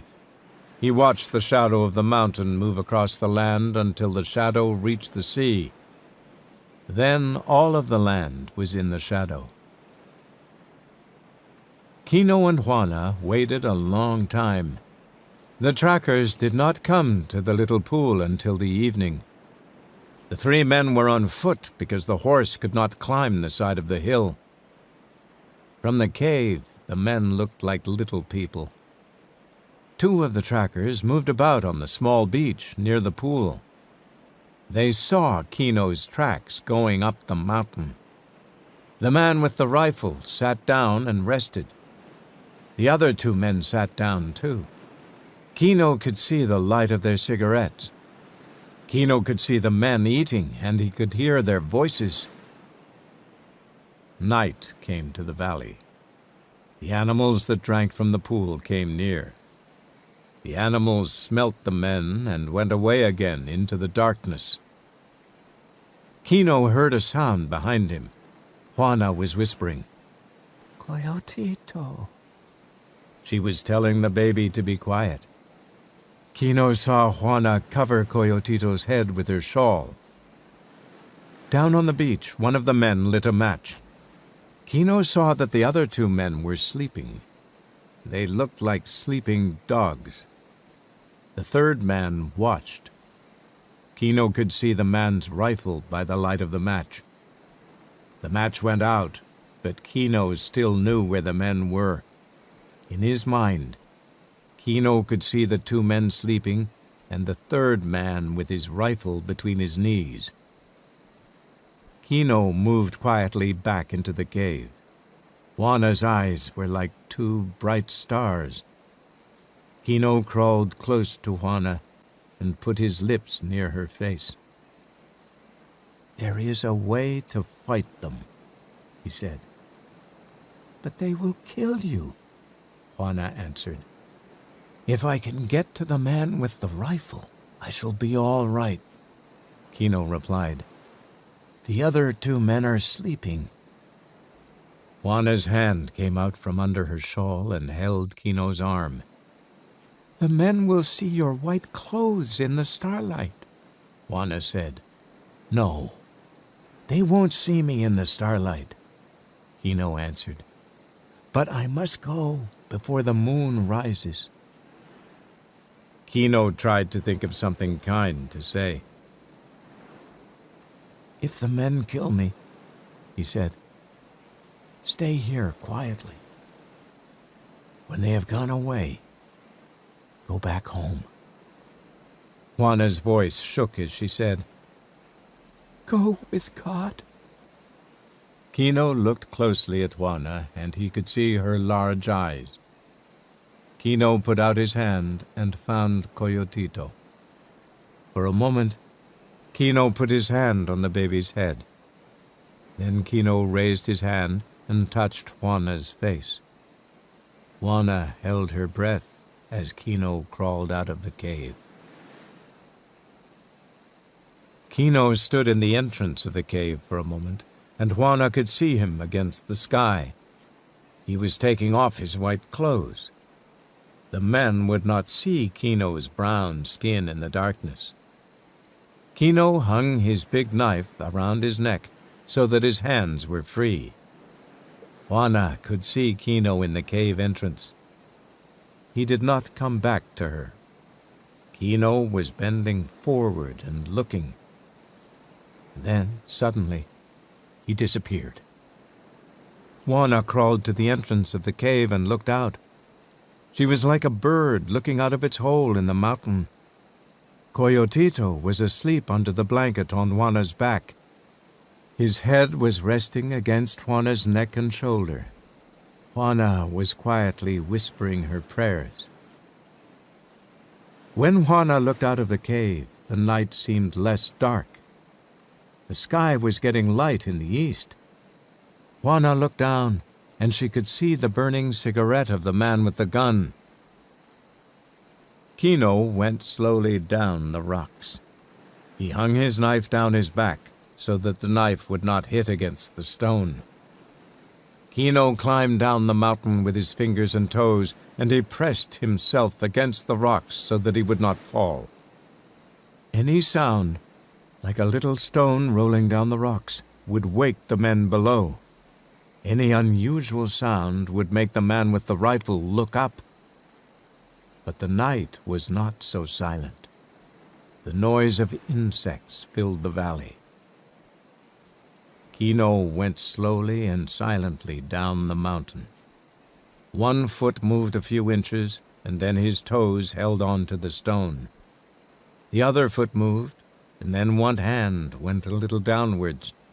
Then the other hand went down, until Kino's whole body had moved very slowly. Kino's mouth was open, so that even his breath would make no sound. If the men below heard a sound and looked up, they would see Kino's body against the rocks. Kino had to move very slowly so as not to make the men look up. The climb down took a long time. When Kino reached the bottom, he hid behind a little tree. Kino's heart was beating quickly, and his hands and face were wet with sweat. He bent down and breathed deeply. The men were only 20 feet away. Kino tried to remember what the ground was like. He tried to remember if there were any big stones in the way. Kino rubbed his legs because they were shaking after the climb down. Then Kino looked towards the east. The moon was going to rise in a few moments, and he must attack before it rose. It was now getting lighter in the valley. Kino could see the men who were sleeping. First, he had to kill the watcher quickly. Silently, Kino pulled his knife over his shoulder and held the handle. But Kino was too late. As he stood up, the moon appeared in the east. Kino bent down again behind the little tree. It was now getting lighter in the valley. Kino could see the watcher sitting on the little hill near the pool. The watcher was looking at the moon. He lit another cigarette, and the match shone in his face for a moment. Kino could not wait any longer. When the watcher turned his head, Kino must jump. His legs were ready. And then, from above him, came a little cry. The watcher turned his head to listen and then stood up. One of the sleepers moved on the ground. This man sat up and looked around. "What is it?" asked the man who had woken up. "You can't tell," said the man who had been asleep. "Perhaps it is a wild dog with some puppies. I've heard a puppy cry like a baby." The sweat rolled down Kino's face and fell into his eyes and burnt them. The little cry came again, and the watcher looked up the side of the hill to the dark cave. "Perhaps there's a wild dog up there," said the watcher. Kino heard a movement as the man got ready to shoot his rifle. "If it's a wild dog, this will stop it," said the watcher, and he raised his rifle towards the cave. Kino jumped forward as the rifle fired. Kino's large knife swung and cut through the man's neck and chest. Kino was a terrible killer now. He took the rifle with one hand. With the other, he pulled his knife out of the man's body. Kino moved very fast. He turned round and hit the second man's head. The third man crawled away into the pool. Then he began to climb up the rocks where the water came down. The man's hands and feet were caught in the bushes. He cried as he tried to climb up, but Kino had become hard and cruel. He raised the rifle and fired. Kino saw the man fall backwards into the pool. Kino walked into the water. In the moonlight, he could see the man's frightened eyes. Then Kino fired the rifle between the man's eyes. Kino stood and looked up to the cave. Something was wrong. The insects were silent now. Kino listened. He knew the sound.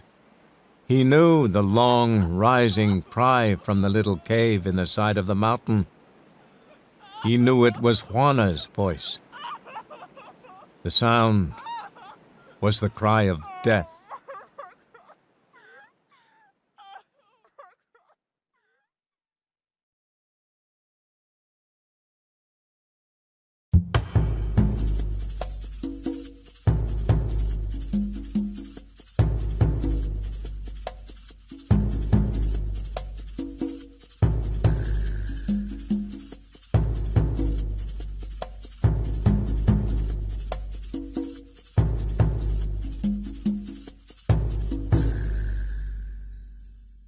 Chapter 12. Kino and Juana return home. Everyone in the town remembers the return of Kino and Juana. Some old people saw them come back. Other people were told by their fathers and grandfathers a long time later. But everyone remembers the day. Late one afternoon, some little boys ran into the town with the news. Everyone came out of their houses to see Kino and Juana. The sun was going down, and the shadows on the ground were long. Everyone remembers Kino and Juana and the long, black shadows. Kino and Juana came from the sandy road into the town. Kino was not walking in front of Juana. They were walking side by side. The sun was behind them, and their long shadows were in front. Kino had a rifle in his hand, and Juana carried her shawl over her shoulder like a heavy bag. The shawl had blood on it. Juana's face was hard and covered with lines because she was so tired. Her wide-open eyes seemed to see nothing. Kino's lips were thin, and his mouth was shut tight. People say that Kino looked as dangerous as a wild animal that day. The crowd of people pushed back as Kino and Juana passed. Kino and Juana walked through the town, but they did not see anything. Their eyes did not look to the right or to the left. They did not look up or down. They only looked ahead. Kino and Juana walked side by side through the town and down to the little wooden houses. The neighbors stood back to let Kino and Juana pass. Juan Tomas lifted up his hand, but he said nothing and left his hand in the air. Kino and Juana walked past their burnt house, but they did not look at it. They walked through the bushes and went down to the water. They did not look towards Kino's broken canoe. When Kino and Juana came to the water, they stopped and looked at the sea. Then Kino put the rifle down, put his hand in his pocket, and took out the large pearl.